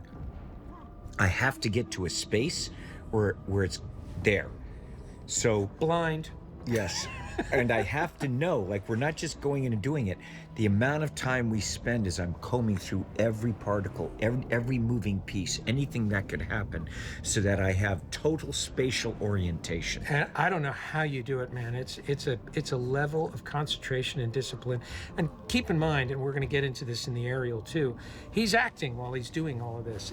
It's all happening simultaneously. It's beyond ambidextrous. I don't know anybody else. And who you can and do I it. talk about camera position. Thank you, McHugh. You and I talk about camera position and performance. Like, look at that close up. Every one of these like that positions. look we're going. Yeah. And looking at it, and just like I have this many seconds to communicate this despair. And look at that look. What would happen? Do you remember when I was there, it was the weirdest thing. I was thinking I was giving it to you, and you'd have to say, you've got to go slower. With the carbon dioxide buildup, my performance, normally I know the rhythm of things. That's what was so extraordinary. I was like, take your time on that one. I did. I was like, maybe watch the playback. And I would watch it. It was so unusual. I'd be like, wow. Yeah. You know, your sense of time, your sense of space. It really changed. Yeah. So, as an actor, you must like look at I have to know where the light is. Now watch your performance here. Watch him act a close-up, because it's not a close-up. There's glare, there's this mask, and that performance that I'm feeling, what you're able to communicate in what is essentially a wide shot obscured by a mask in seconds. That was Eric Jenderson's favorite moment when he was watching the movie. That's He's just, nice. every Thank time you. he watches this, he's like, oh my God. But you and I talk about it because we Yeah. spent so much time in the interview. I know. Look at that. Now this was you. My camera. This was you. For me, this was a time cut. I'd be like, I'd cut to the knife and then cut to you out of the suit. And you were like, nah, I think we're going to need this. I was like, please, dude, I just want to get out of here. Please, my God. It's just like, it's going to take forever. It's, understand when you're shooting in water on a giant rotating You just set, want it to end. there are no easy shots. The shot of the knife wasn't easy.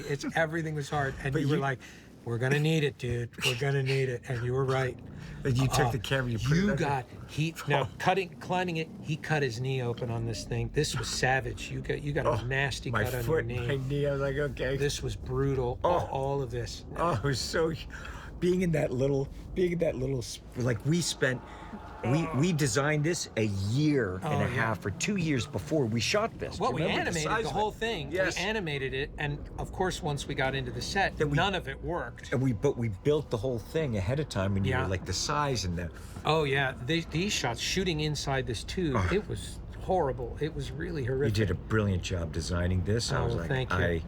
Now watch your this. skin. Oh, this We have surprised jets. us. I was like, There are jets focused on Tom, these underwater jets, and look at his skin. It's that. I mean, that's all real. That's all look at the extremely light going violent. like that. We're like, okay. Yeah, and you remember the light got ripped. We didn't plan that. The No. light got ripped off your helmet, and we thought, oh, this is great. Oh, that's cool. We'll work it into the It was story. banging me in the face. I was Yeah, like, and oh, then, God, please. then come the consequences. Yes, and then I was like, oh, there's a problem. Thank God you had the mask on. I Otherwise know, you because wouldn't have teeth. it saved my temple, my teeth, my nose. I was like, oh my gosh. Yeah, all of this. Now this was much longer. What happened was you felt it was too. It was like too superhuman. And we had here's to, what's lovely. Here you go. well, we're not talking about sound. No. And really, what's interesting about this sequence is the sound and the music of Now this. look at the dissolve. It was It's just, important where some people are like, I don't want to use it. It's like, that dissolve gives you a sense of. It creates space without creating time. Yes. Without adding time. You're feeling time, but you're not feeling length. And that was really critical. Now, all of these shots, all of this stuff it's when you're talking about underwater what he's doing, all of this physical exertion, he's consuming oxygen very, very, very quickly. It's one thing to hold your breath underwater doing nothing. It's another thing to hold your breath and act for a really long time. This shot. I love your design of this shot. This- When you told me that you're going to do this and you showed me, I was like, oh, wow. It's so beautiful. And Oh there's my a gosh. little nod. This of course is the opening shot of Dead Reckoning, and we come back to it. And the opening shot of Dead Reckoning was something that was suggested by Mark Bristol, storyboard operator, and how we then reincorporated it into this. And then here was, again, one of the very last shots we did. You remember, it was Haley was doing a play in London. She was doing Much Ado About Nothing, which is extraordinary. She was only available on Sunday. So we could only shoot with Haley on Sundays. And we Now- had 2 Sundays now to she's doing shoot. 8 shows a week, and then would come in on her one day off to do Yep. these scenes. With her And- family, it was like, look. Yeah. And it's important to note that Haley had had a child 8 months before she shot this. Yes. Just in an extraordinary physical shape. She really, And look at her performance. It's and her just. performance is incredible.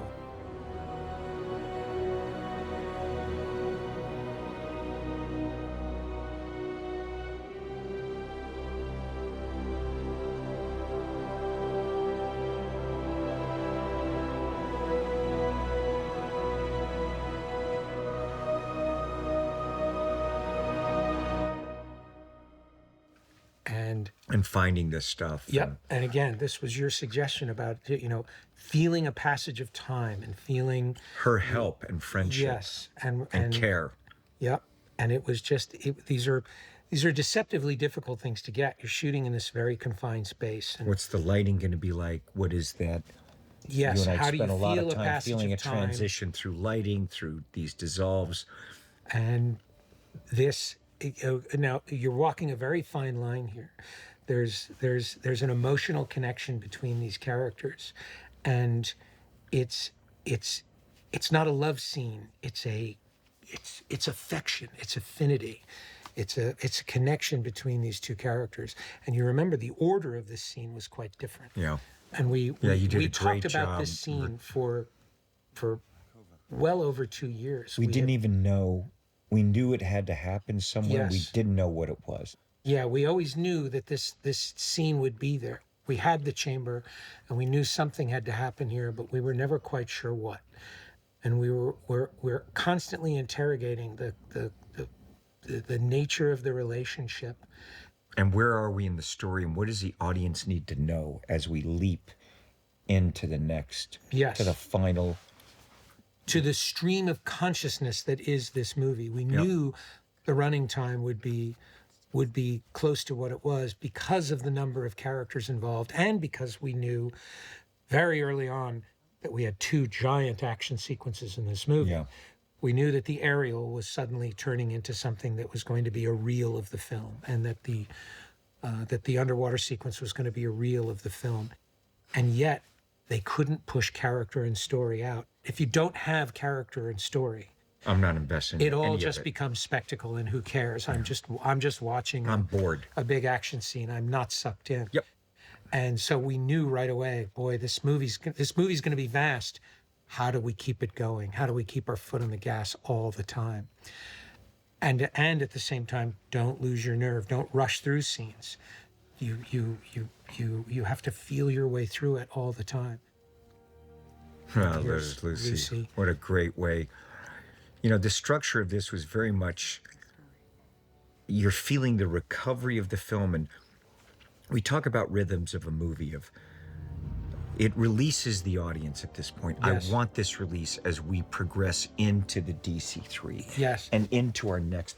Now, Yes, you look at remember that. here, Yes. this was originally where we said goodbye to Rolf and Lucy. Yes. They were supposed to.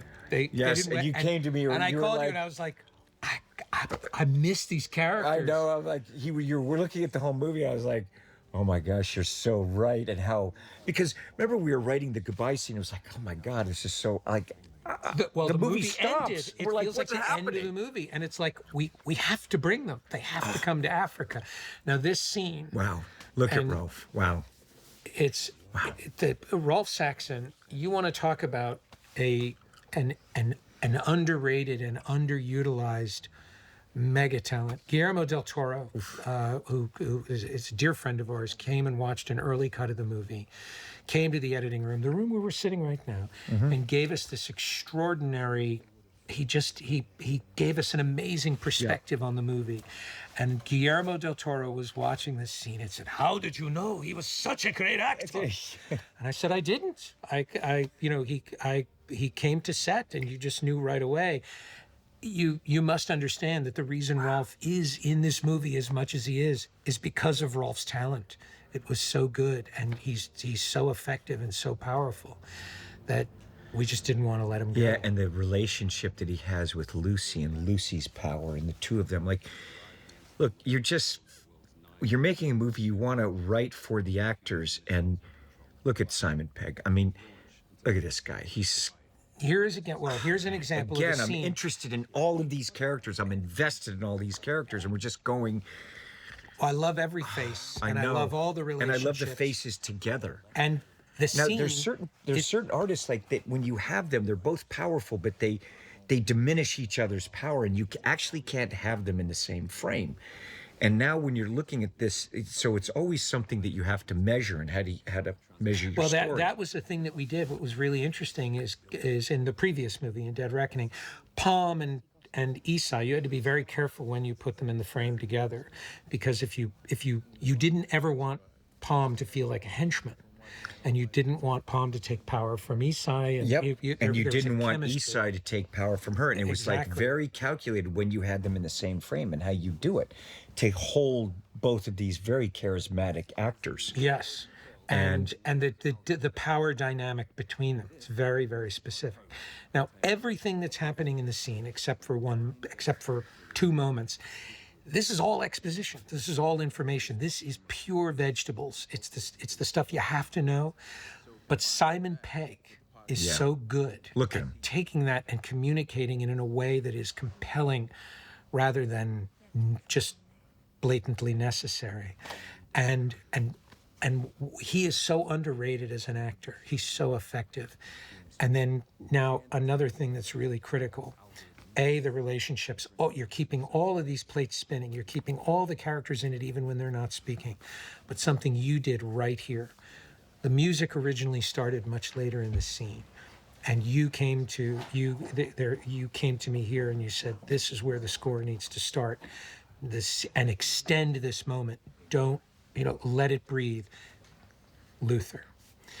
And the score starts where it does because you came in and gave this note. It was just like, I need to feel Luther, but I need to feel Luther in a way that, because originally there was a whole scene. There was a moment of Simon learning about Ving, and it was very effective, and Simon was very good in it. But it stopped the movie. It stopped the story, and it interrupted the movie emotionally. And what your instincts were very, very good about was we can have that emotion, we can have that moment, but not stop the story. Thank you. And we wanted to feel, that's when we're feeling a rhythm of a movie where Totally. we're going, I'm feeling the emotional lag where, please, it was so painful at this point.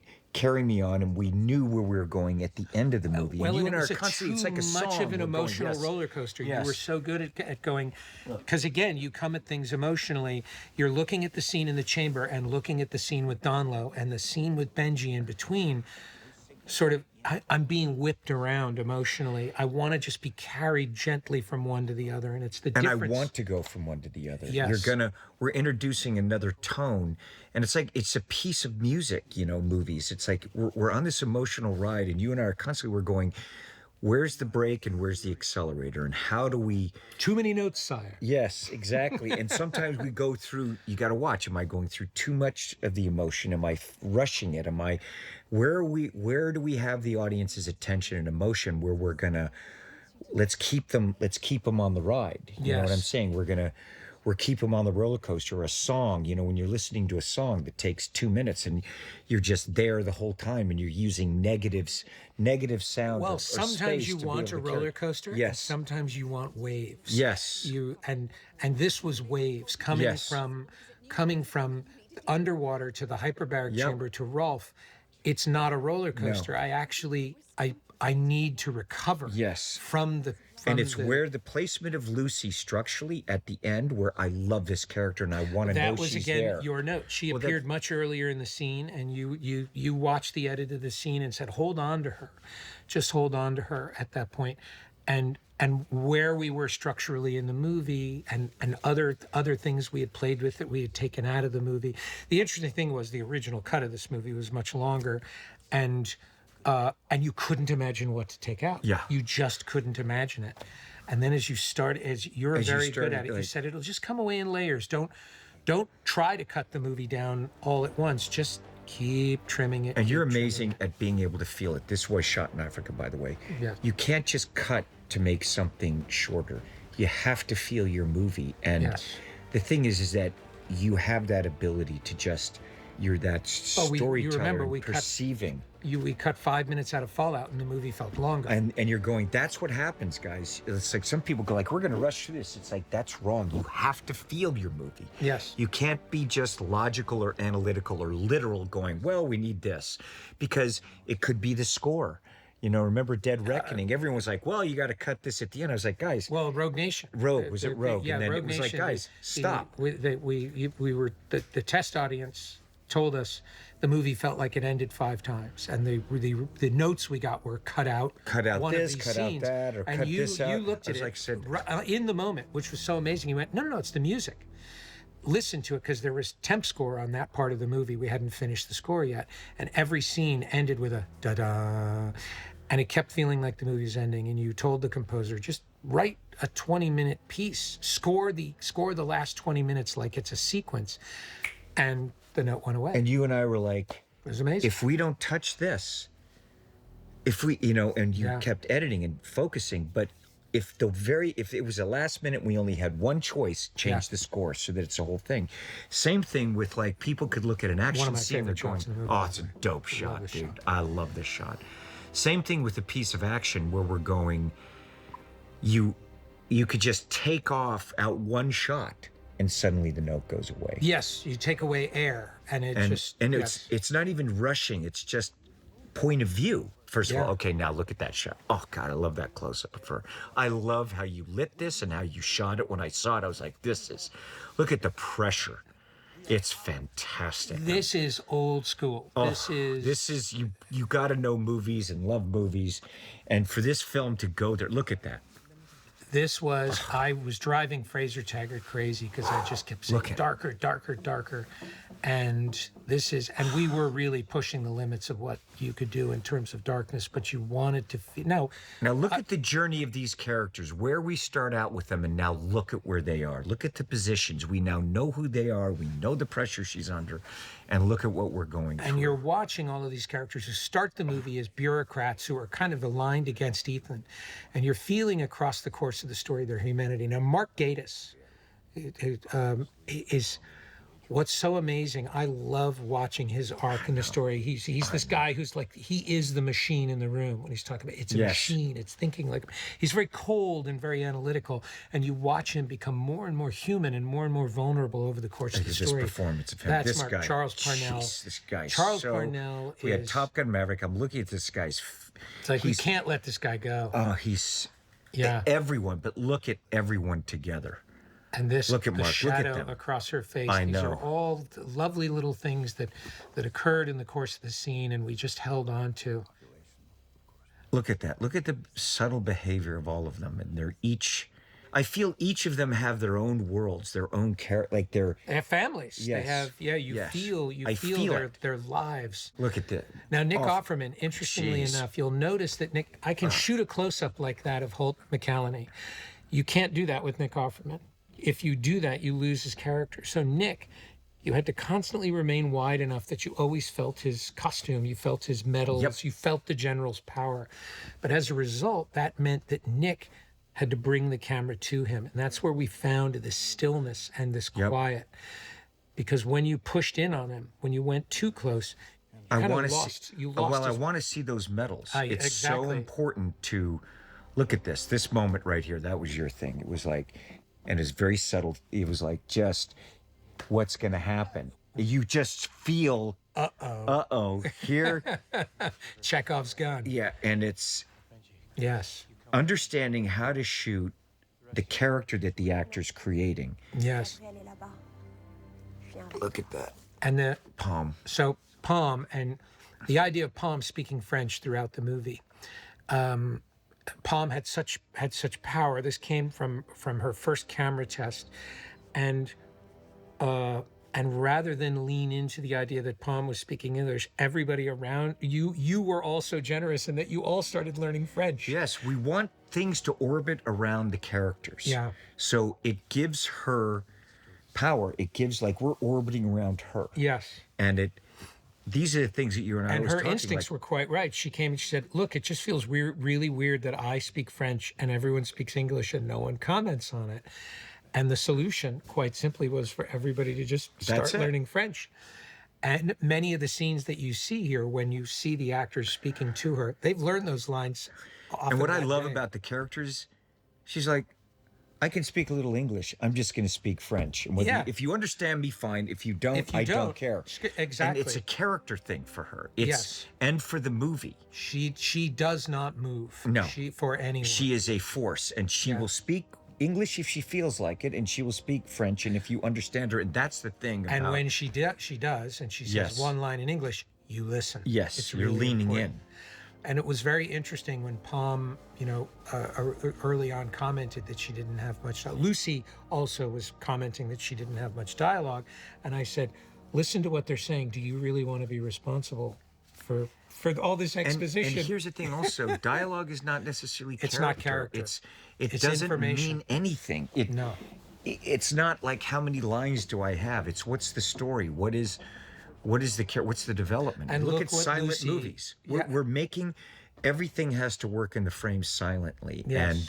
And look what Lucy communicates with a smile, with the wrinkle of her nose, and that is all her behavior. I would simply ask Lucy, "How would you communicate this?"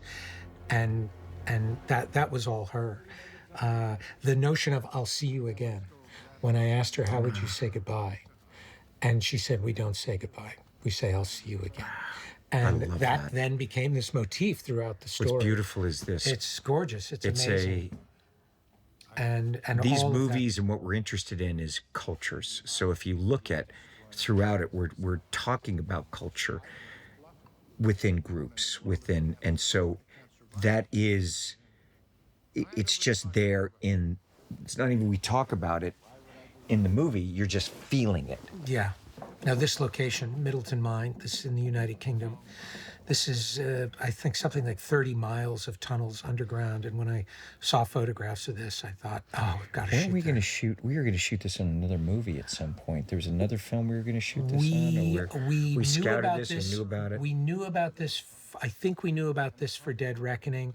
The other one was the tunnel that takes you into your safe house in London. Was originally going to be in Dead Reckoning. It was going to be where you and Haley were driving backwards down the tunnel at And the did end of we the car also chase. scout it for Fallout or whatever? I mean, there's always something. There's always something. Anything in England we've I scouted. know. Look at this. All of these moments, these little bits of behavior. Again, look at the amount of pieces, guys, it takes to do this.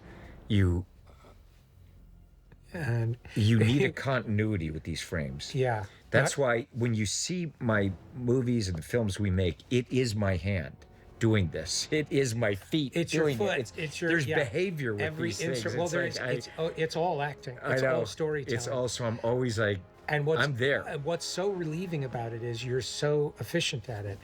The time you can spend shooting an insert to tell the story, when you have somebody who's not the actor doing it versus the actor doing it, but particularly you. Thank you, man. But you love a good insert, and so do I. Like your design from Reacher. Come on, look at those hands on the. It's like gear it is. shift Oh, I love when you showed me that composition for Reacher. I'm like, Well, that's Reacher and Edge of Tomorrow. Really, yes, where I and Edge, learned like- to do that. Where I learned to make. It's there at Lucy with that oh, look little at that. I know. little bit of behavior. And look at That's, the again, two of all them. her. I'm rooting for them. Yeah, it was very hard to find the composition of the team. 7 people in a row, and we eventually broke it up. And look at the teams. Like you have Shay and Henry. You know, Yeah, there's a lot of pieces. there's a lot, here. and you're just suddenly going. These guys are on this side. Here is this dynamic. you know? Yes. Souls, all because Ethan here doesn't believe that anyone can safely control. And again, I just have to say, Henry. Oh, what an actor. The amount that he brings I just remember it like from Mission 1, his cadence and the character stuff that he brought. I mean, Yes. even on Mission 1, we'd have to write scenes on the morning, Bob Town was writing or David Kep, and I'd give it to him and Henry. Then we go to Dead Reckoning, and you and I are writing scenes, and Yes. he's looking at us going, 30 years. 30 years. Nothing has changed. I'm going, Yes. you know how to do, you know what the gig is, But Henry. it is the nature of these movies. It's not some cavalier thing. No. You're constantly looking at it and saying, look, It's 7 days a week. Yeah. You're constantly evaluating, constantly. it's the merging of improving. action, information, and emotion. Yes. And it's how quickly emotion evaporates if you're not constantly evaluating and reevaluating what it is you're Look doing. at Shay. Look at these guys. Yeah. Like, you just put the camera on them, and it was so much fun. I have to say, as just the actor watching them, the privilege that I feel in seeing all of these performers perform, and I felt it my whole life. I've been I've been so privileged to work with such great actors. I mean, obviously the ones we know of Newman and Hackman and Hoffman and, et cetera. Like but even the ones that, Well, having made movies with you and without you, I have to say one of the hardest parts of the process is casting. Not in finding the actors, but in getting the cast together. And one of the great things about making a Tom Cruise movie is you call somebody and go, "Hey, want to be in a Tom Cruise movie?" They go, "Sure." It's like, I'm there. It's like, really? Do you even want to? There's no haggling? No, I'll be there. Just tell me when. It's great. You really simplify the process. That's so nice. And you're spoiled. I mean, I'm looking at this cast. Oh, by the way, John Romaine. Yeah. John Romaine, our pilot. We'll get into that. How we found the planes, how Yes. we cast the pilots and tested the pilots. Like we had to test every. We'll get into that. And then Like, John everyone- had to act because And we now suddenly John's had to gotta act. explain why he was in Yes, the movie. John was this. He's an incredible pilot, and we ended up like we had to audition the pilots to see. Blink of an eye. Oh, look at that! I love that. That was you and I Haley love on that, the day. man. That Come was on. the day. It was so Look good. at. Yeah. This is Look at these all- frames. Like, look at even Palm. See, she's shooting and then she raises the gun. Yes. Now people will say, "Why is he putting on his seatbelt?" I'll tell you why. Because I need enough time for this to happen. Yes. And this is the nature of action: spinning all these plates, so that you never feel air, or you never feel, "Wait a minute, what was happening while I cut away?" The characters are never waiting. Momentum in action Yeah. is very, very hard to. And you can't rush it so much that I No. don't know where I am emotionally or geographically. Yeah. You have to choose what's more important, geography or emotion at this point. Yes. Is the geography going to give me the emotion, or is the emotion strong enough at this point or relevant enough at this point that I don't care about the geography? Yes. And you have to feel your way through it. That's right. And the art of action is the biggest challenge of it in terms of the continuity is when you're cutting from one piece of action to another is never feeling like the people were just waiting for the camera to cut back to them.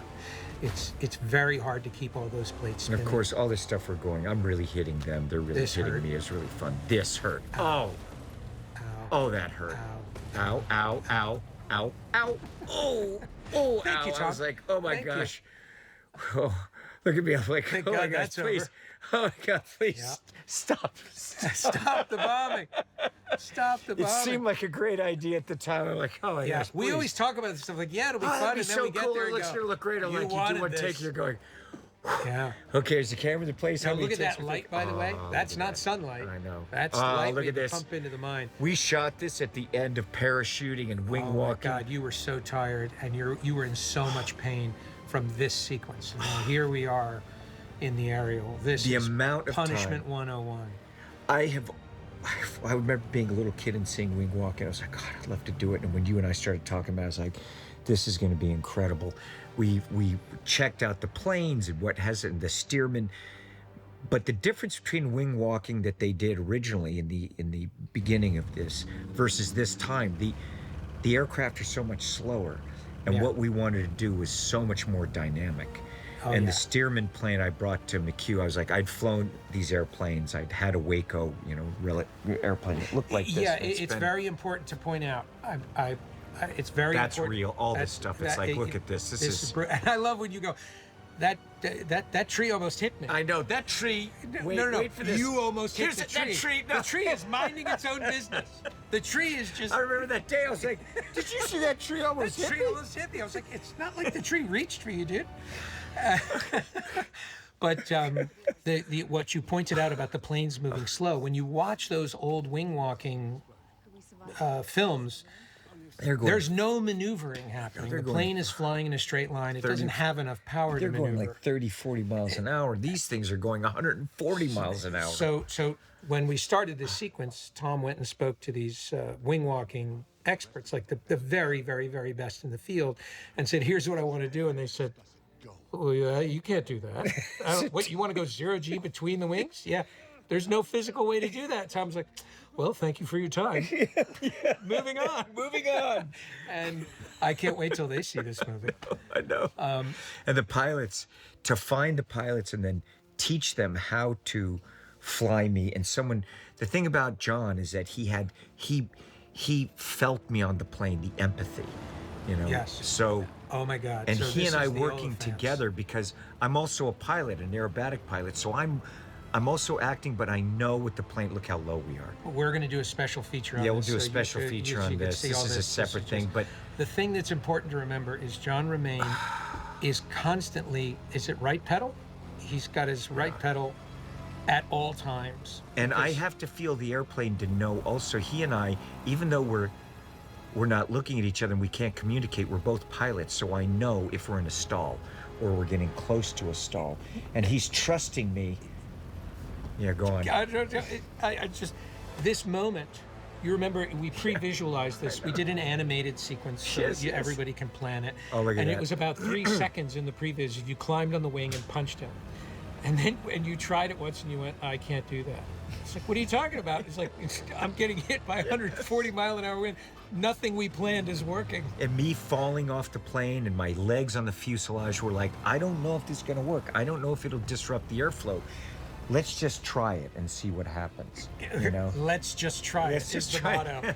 Yes. So everything that you're seeing in this sequence was something that was planned, and that when we got out there to do it, the physics, basically, there was no way to plan what the physical gosh. reality was, and, And so it McHugh all and I had would to be sit down, and reinvented. everything was so exhausting. I'd finish, and I'd just have to try to explain to McHugh what was going on. Look I'd be at that like, set. I need it. Oh, It's look at this. entirely I love that practical. shot. I love that profile I shot. love it. I love it. When you showed it to me, I was like, oh, look at these guys. Now, Look at this here's set. Eric It's Jenderson. gorgeous. Eric Jenderson is a Oh, guy you. and look at his performance. This is Simon Pegg.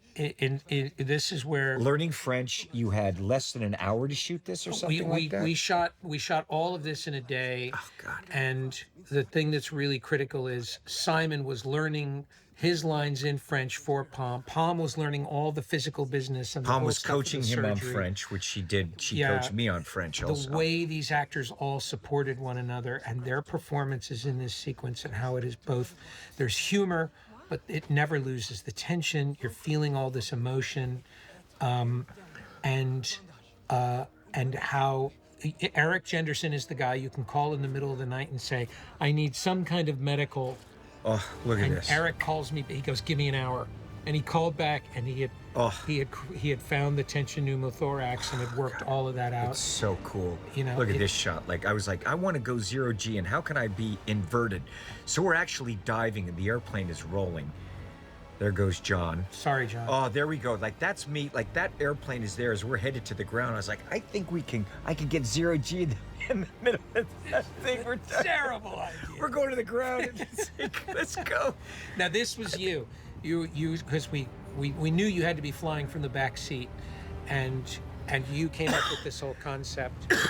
It was like, okay, what happens if I get in the front, and to create the panel and to tell the story visually, to explain this all just to get you to the back. But you and I were like, this is our Harold Lloyd, our Buster Keaton, here's our silent movie stuff that you and I just kept talking about. But then you, smartass, when you see Tom climb out of the cockpit, he left his helmet loose, knowing full well what it was going to do.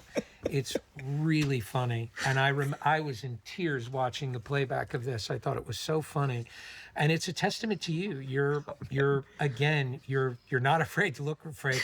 You're not afraid to look ridiculous. You're not afraid.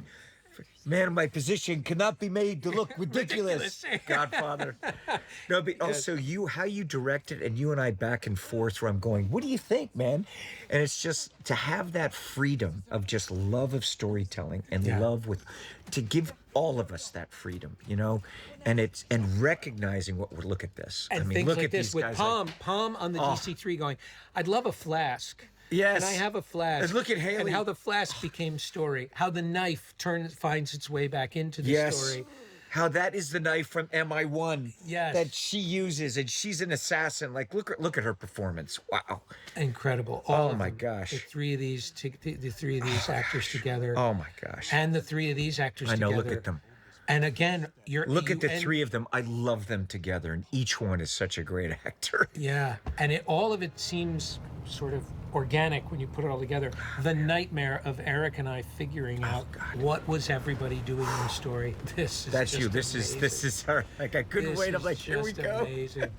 and you see this, the helmet's just loose enough. The force of that wind was Yeah. brutal, I gotta say. Oh, The particles coming off the air particles off the tips of the propeller is the traveling at the speed of sound. I got to give props to Esai too, like major. He's here in these aircraft. vomit-inducing aerobatics. Look at all him. the time. That's him. Oh, he's going up in these airplanes every single time, Day after day, day after day. after day, as we're. And let me tell you, I've done it, and it's punishing. And I got sick more than once. He's just. Yeah. If you eat the his wrong thing for persistence, breakfast. his courage, Yep. his performance.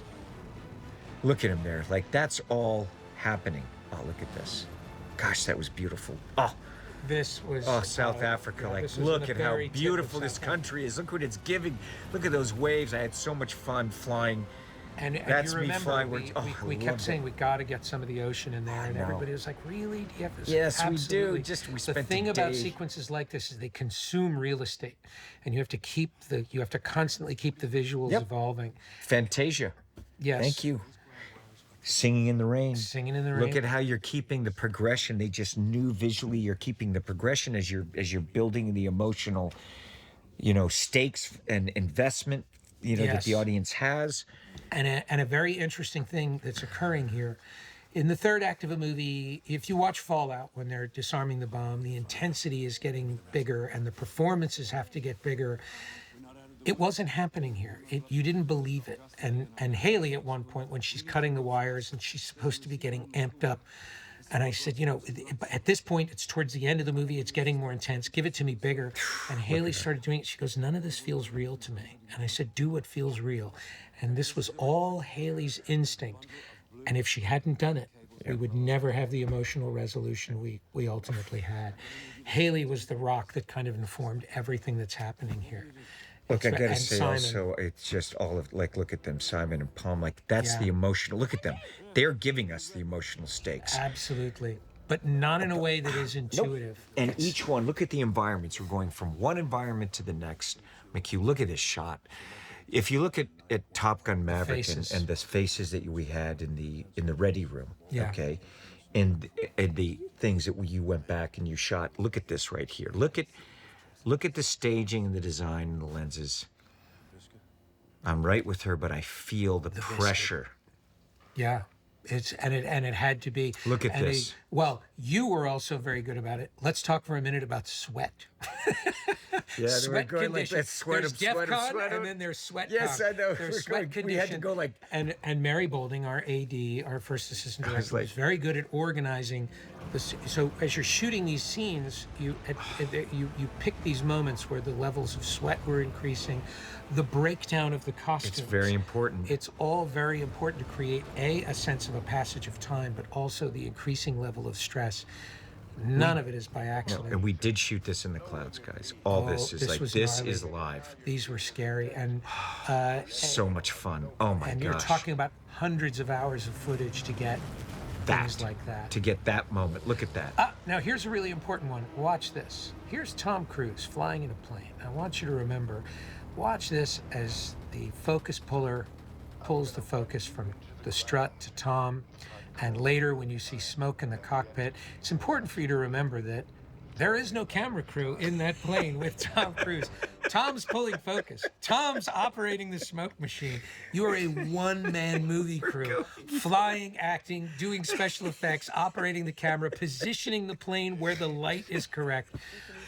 There's Also, a lot there's a going lot on. going on. I love the blood on her fingers, by the way. Great detail. And also, you have to know, we'll go through it with the aerial. McHugh is in a helicopter, and sometimes he's actually sitting in the front seat as we're flying, directing me. And they're in the occasionally helicopter, standing like, on the- occasionally standing on the thing, like I had to open the door and stand on the on the skid so skid, you could see me. so I could see him. And we're Mary talking, was it there like, reminding me to keep my seatbelt thank on. goodness. Oh my Oh, God. that was 'cause it was terrifying. just like, 10,000 feet of doing hand signals. look at with the this. door Look at open. these shots. Look at the insert there. Look at now. No small parts in this movie. Now you've set up the acolyte, and now you're seeing him. Look from there.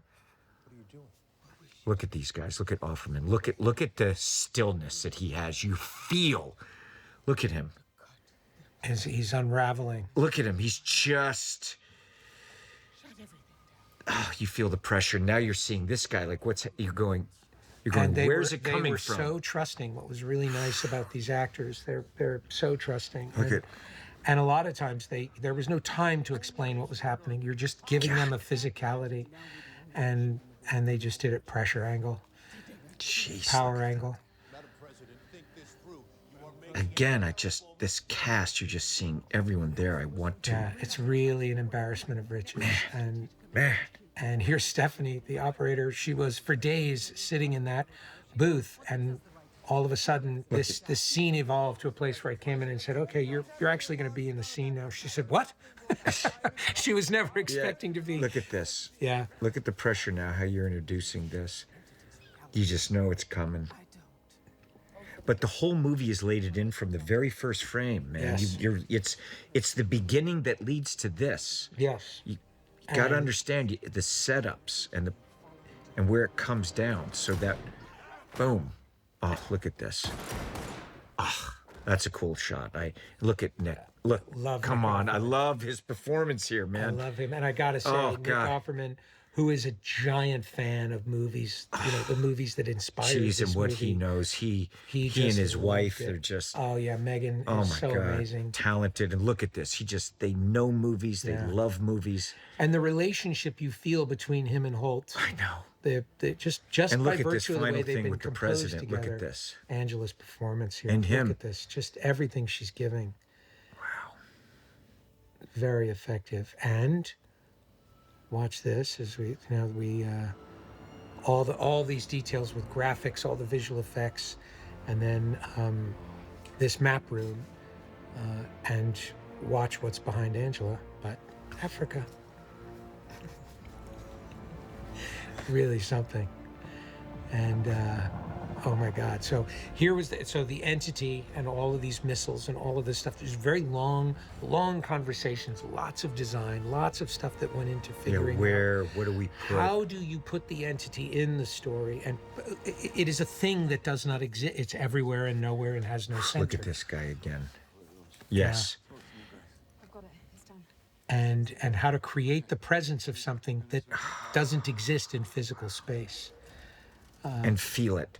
Yeah. Now, everything, understanding the camera, the head turns, directing the audience. Yeah. Look at the amount of detail in these frames and storytelling, okay? And it takes that. Look at the focus pulls. You have to understand. They're very Look, time and these consuming. actors They seem like very simple things. And they're but it's very really- thought out, every frame, because editorially, like, you understand editing, McHugh. That's the thing that when I met you, it's like I read Valkyrie. It's like you're not just writing a screenplay. You can actually feel the movie editorially. And I'm like, I can shoot this.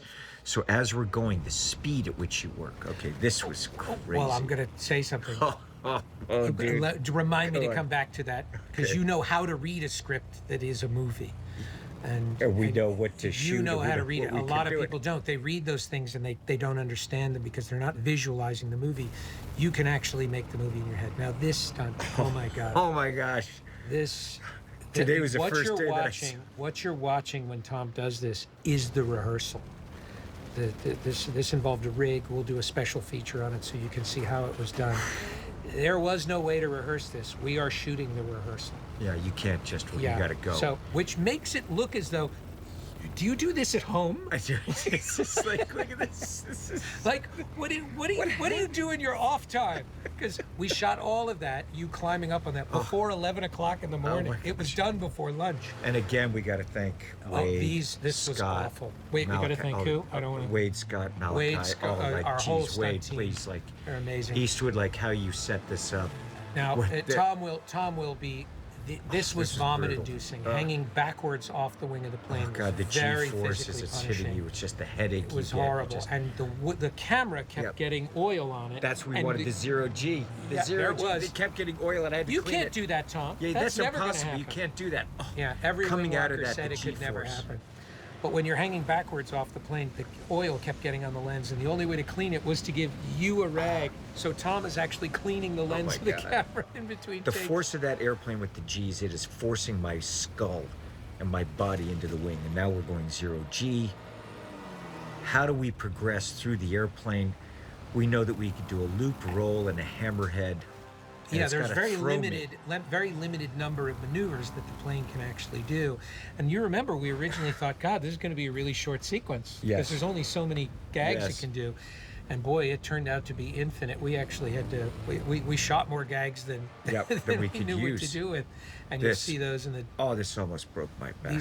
you're talking about a lot of pain here. We had to shoot in Africa twice because of the weather and the cold, and it was so and demanding. once you shot it for real, there was no way to fake it. No, It's, once you started, you Look had at to that. go down. That there. is- Look at that. That is Wow. great flying and great camera operating.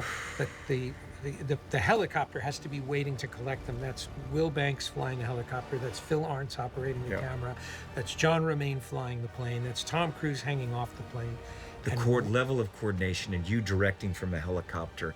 And it's so punishing on this wing that I'd be on it for maybe 5 minutes, and this is Rehearsal. all real, guys. Boom. and all rehearsed. I was like, I need my whole body going. I have to somehow fly to him to hit Yes. him.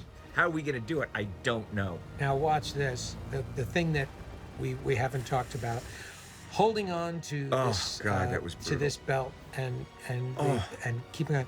This separated the joints in Tom's fingers from Yeah. the force. So there would, by the time we finished this sequence, your hands were absolutely Swollen. and- Oh my God, it was so painful to watch. Now you're talking now. Another thing, when the camera's hanging upside down like this, Chunky Richmond, who was rigging all of these cameras along with our And the with our engine camera actually team. stops, guys. Oh yeah, Oh, that was brutal. Oh, that that hit hurt. was a hard one. and you improvised that. Thank you very much. Yeah, I know. I was appreciate like, that. it's gotta You were look like, I hard. think we're gonna need that. I was like, I didn't ask you to do that. I know, Just I was so like, you know. oh. This was also your idea. I love this. The idea of stabbing through the side of the plane. Well, this was really fun. Oh, this is yours. Like the arm break. Oh my gosh. Look at Eastside. He just like- goes for it, man. Yeah. He is just in it. Now you have to understand. We'll take you through the whole thing how we did it. I have to sit on his lap to take off, and Oh my God. Yeah, it's getting 3 guys into a plane. Because what you're not seeing in all of these sequences is there is a pilot flying the plane, you got to take off. Look at that. and my God, That's real. Me hanging there by that. Now we're hanging to the point where the engine stops. the engine guys. would stall if the plane was inverted for more than a few seconds. And these are planes that are almost 100 years old. They worked flawlessly. Yeah, Time and beautiful. again. Our whole crew. We got to thank. Ow. Oh, boom! Ow, ow. Okay. I enjoyed it. Our whole flight crew every day making sure Yeah. that engine worked, that the airplane and They never They were- malfunctioned. we never missed a sortie. Something to be said for analog. Look at that. We're in. That's all real, folks. That's all real. That was so fun. So gnarly. Now, all of these up angles were actually shot. Everything in the cockpit looking up was all shot in England Yep. later on. Now, what you're about to see, McHugh showed me something There's from Tom YouTube. operating the Yeah. smoke effects. Great Yep. work there. Yes, what we're about to see. McHugh said, "Hey, take a look at The this." dumbest thing I've ever done was show Tom a video on TikTok of a guy taking a flare gun and setting his parachute on fire. Just thinking, hey, this will be funny to look at. And Tom said, we could do that. And I thought, oh no, I should never have done I was that. like, "That looks cool." And this is what happens when you show Tom Cruise somebody doing something crazy. He's like, really? Hold my beer. And how many times did we did the parachute? 19 times, and you would have done it 20 if I hadn't stopped That's you. true. The last one, I you were was like, I "That's was it." like, please don't anger the gods. Here it comes, right here. Oh, that was so fun hanging off this. This was unbelievable. So we had to build a smoke machine inside Tom's parachute in order to get this. So there you go. And again, there's no carrying special my effects own crew to be camera. operating it. Tom Cruise is, and Tom igniting his own parachute. He had a Boom. special rig. Ow! Oh, I almost went through You the almost parachute. went into it. Oh. That's when I said we're not doing Yeah, I this felt the anymore. heat. I was like, "Ooh, that seemed That's felt Tom Cruise close." actually cutting his parachute away. Now look Now- at this. Look at the camera work to hold me. Look how Phil low I'm Arntz getting. is operating this with a joystick in a moving helicopter, holding Tom, never losing him. Our landing zone was very close to that, so I was over the landing zone when I opened. Look at these guys. Look at the editing. Eddie, McHugh, Thank you. keeping these Kindly. things together, understanding. Look at this. Look at her performance. And now this. That's the camera rig that you and I developed. Yes, shooting inserts in free fall is no small feat, and finding clouds like this where the light was just right were unicorn Yeah, those conditions, clouds are real. and very dangerous. That was very hard to get, disappearing into those clouds. I remember one day we got it. Look at these guys. Boy. Oh, wow. And Boom. and Haley actually Oh, did look at that, pulled yes. the drive in 50 milliseconds. Wow. All the visual effects work, all these conversations. These guys are like, this look at was what an they idea did. you had very early on. You were like, no, I think we should see the missiles. We should see all that happening. And I thought, oh my God, that's going to be so much work. And sure enough, it was. It was a lot of work. It was a lot. But it all worked out. Look at It the was great, scale, so and thank we you for that. feel the world. Look, This oh, this look shot at we this. had about I think we had 30 minutes to get it. Look at it. And the performances from the actors here and the timing of these moments, I thought we'd never have enough time to get it. And they did it. We got it in a very few number of takes. And But look at how you're reintroducing the characters, and look at like the cheer that you get when you feel when they arrive and when Tarzan arrives. It's all that timing of how. Look at that performance. the emotion and the subtlety of Look the at that. emotion here. They're communicating so much with very little. This is actors who are truly in control of their instrument. And it's And one thing understand to get the story. and understand the story and doing it together in tandem in a 3-shot. They're all working together. Palm's hands, the way she's touching Benji there, to start this movie as a character who's kicking people in the head and have such vulnerability at the end. And And from Dead Reckoning, look where she was. The transition of these and the journey of all of these characters. Look at that. all these characters love and this shot. all these, shooting in the set and these compositions, it was really something. There you go. Angela's so powerful. Man, she's, even when she's vulnerable, just has enormous power. Oh, And look Holt, at this. Holt, right come here. I said, Holt, just give me one. He was playing it Look for at him. laughs, and then I said, just give me one word. And the emotion that he gave, just on it without thinking. There was no. Now this was one of the last days. right near our landing zone, and getting the fan to open the parachute, and there are no simple shots in this movie. Here's Chunky Richmond operating a steady cam in the grass, and this is Tom Cruise, the actor, everybody. This is, we're talking about something where the weather conditions were right. We got in a helicopter and went to this field. You dropped in the thing and just gave this emotion with no time. You had minutes to give us this. Everything you're looking at in Africa was weather dependent, and we were shooting skydiving, helicopter stunts. You had done skydiving that day and aerial that day, and then you're here giving this performance. It's where I've seen other actors who I would give them a day to find moments like that. It's so extraordinary what you pull together and how you do it in minutes. You're so in control of your instrument. It's really, I mean it, man. Thank you, brother. And It's just what a that is it's easy to call these action movies. And Eddie Hamilton will be the first person. When they asked him, they said, don't you ever get tired of working all the time on an action movie? He said, what are you talking about? I get to do comedy, drama, tragedy, triumph. The things that are happening in a Mission Impossible movie and it's because of you. It's because of the demand It's that you and have. me, brother, because you're interested in it. That's the storytelling that you want. And I love it. It has you give us that soil. But you know what? Fertility. and I'm look at- interested in it, but you're the one going, this is what's got to be in the movie, and I'm like, thank you. I'm so glad Look at because Ving. it's the Ving's- sort of stuff other people would just blow right past, and we're always there saying, find the humanity. And you keep here. It's like I'm with the characters again. I'm like, this is what you're interested in. Look at this with Angela. Yeah. You're giving us the characters and Ving. Like you wrote this, and you just understand how to write for Ving, and it's what that voice, his performance, and each character you're going. I remember when we were I like, called we you. got to You shoot weren't this. there, and I called you and I said, I think I was talking about how they introduced this character, and you and I went back and forth until we settled on this, because it was, if he stepped forward, it said one thing, and I kept saying, but if he's just waiting, it says another thing. And Yes. we settled on this idea that the entire unit, it's them saying thank you to her. Yes. If we there were no quick decisions. No. Everything was And everything you did is so measured. He's a soldier, Quavani, and now he's his son. This actor, what he's I know. communicating in an instant. It's his introduction and I know. and a farewell. He's like, you are the president, Yeah. and now you're my mom. Now look at this. The weather conditions on this day. There was a lightning storm coming. We had 3 helicopters. We had 30 minutes to Lightning get this. was hitting the ground, and we were hiding in grip trucks to wait for the storm to pass. And then it came again. We're And like, there it was. That's look a at that massive shot, dude. storm I love that's that coming. shot. Those are real helicopters, man. I There's love the it. storm coming. Look at these guys. Yeah. And again, guys, it's the emotional setup and payoff of every character. When you're seeing Hannah, when you're seeing each one, you're just going, I wanna feel him. I wanna be with him. It's a curtain call. Yes. It's a farewell. Yes. And all of this, we shot this in half an hour. It was so it's a testament to how good these actors are.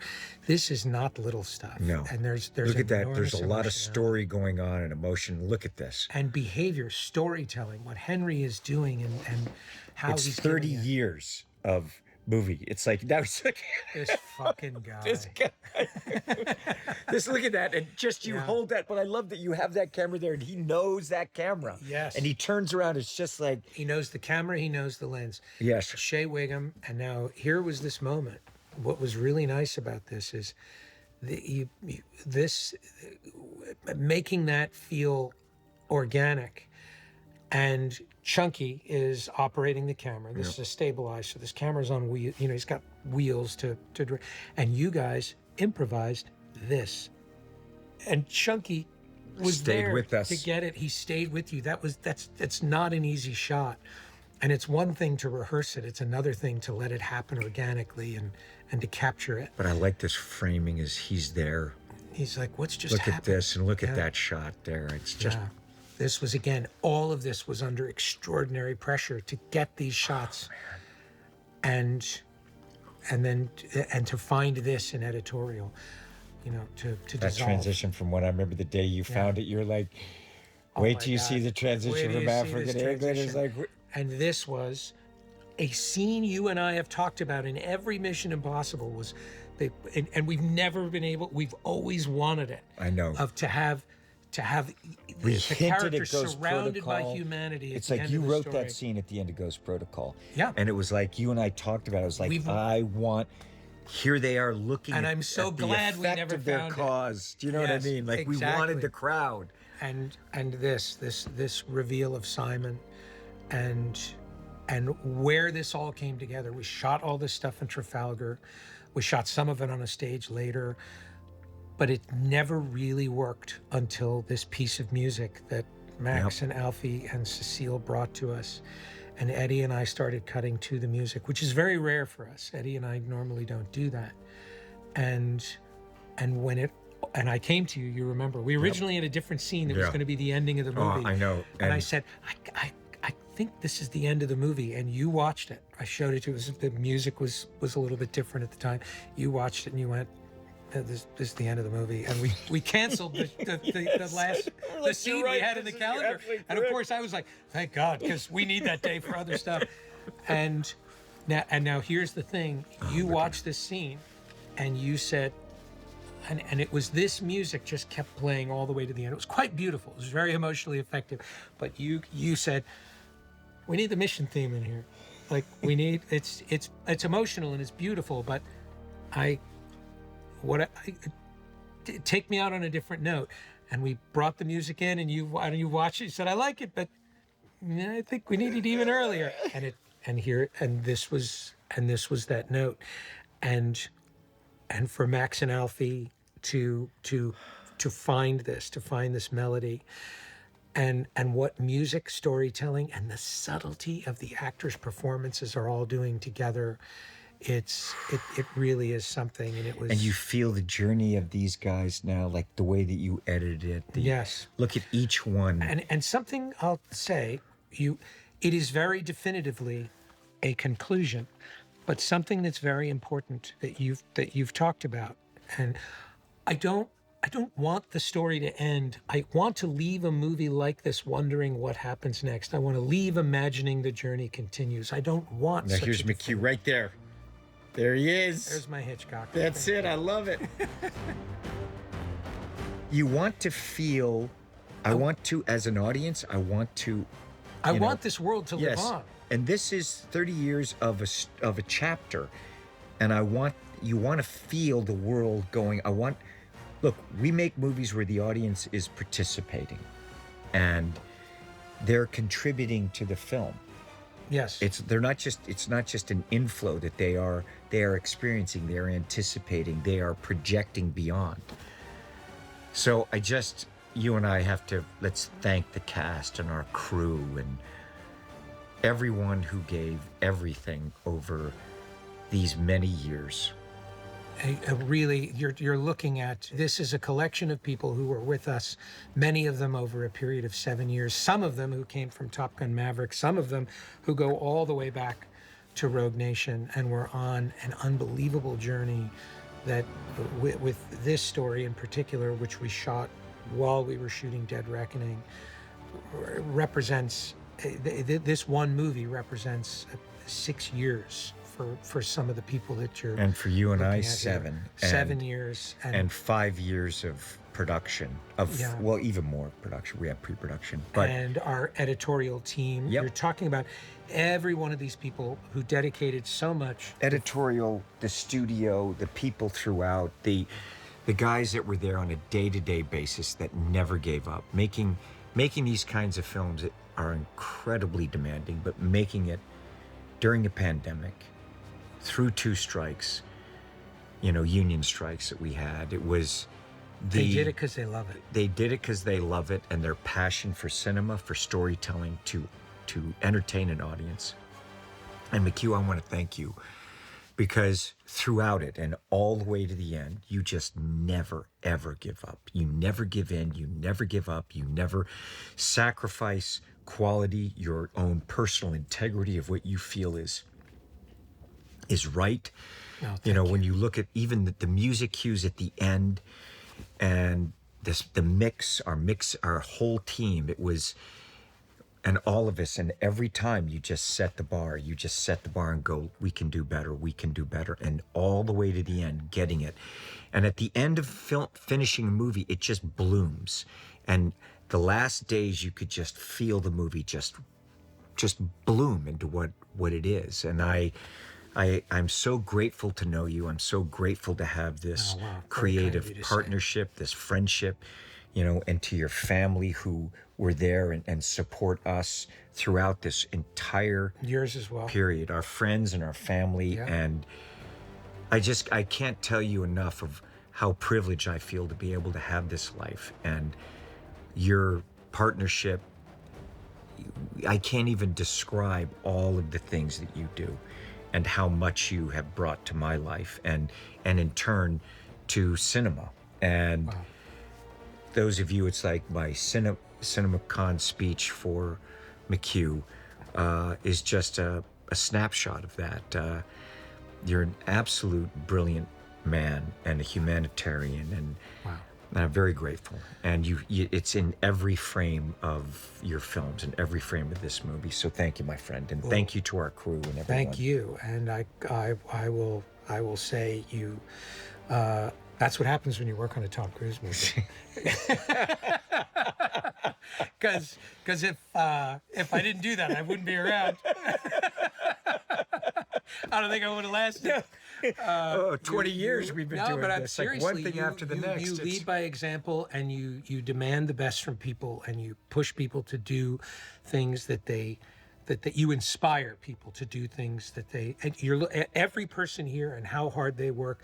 They know that when they come to work, they're making something that no one else can make, and that is going to stand the test of time. And you feel it. You feel it when you come to work in the morning. There are days that are exhausting. There are days that are hard. There are days we're in the Arctic and people are on the verge of getting frostbite, and no one did, by the way. No. And the aerial stuff for you and I wake up and in the desert when it was raining, we would be like, Oh, every day it would rain. We'd be like, thank God. Oh my God, please. Thank God it's raining. I can't fly today. Please, can it rain for 3 more days? You know, you can't fight the weather. What are you going to do? But, you know, these are all people who come to work genuinely inspired, knowing that they're doing something that it's a very precarious and endangered art form. We live in a time when all of this, when the movie that you're watching right now is rare and getting rarer, and it exists because you show up to work every day taking the beating that you're taking. He's not doing this to show off, folks. He's doing it because he loves this craft.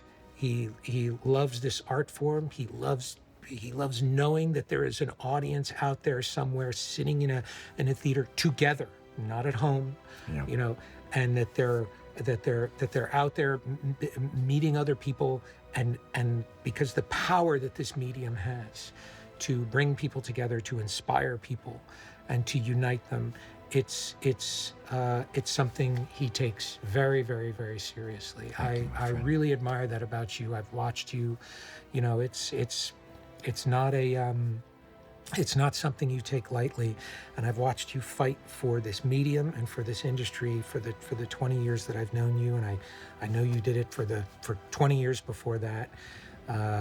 This movie exists because of what you're willing to put into it, and I don't know another human in this century that would do that. Thank you, my And friend. that's not hyperbole. Thank you, my friend. Thank you. It's been an adventure. Thank you. Thank you. And the adventures continue. Oh my God. For the next and the next and the next. It shall go on. Oh my God. To be continued. To be continued.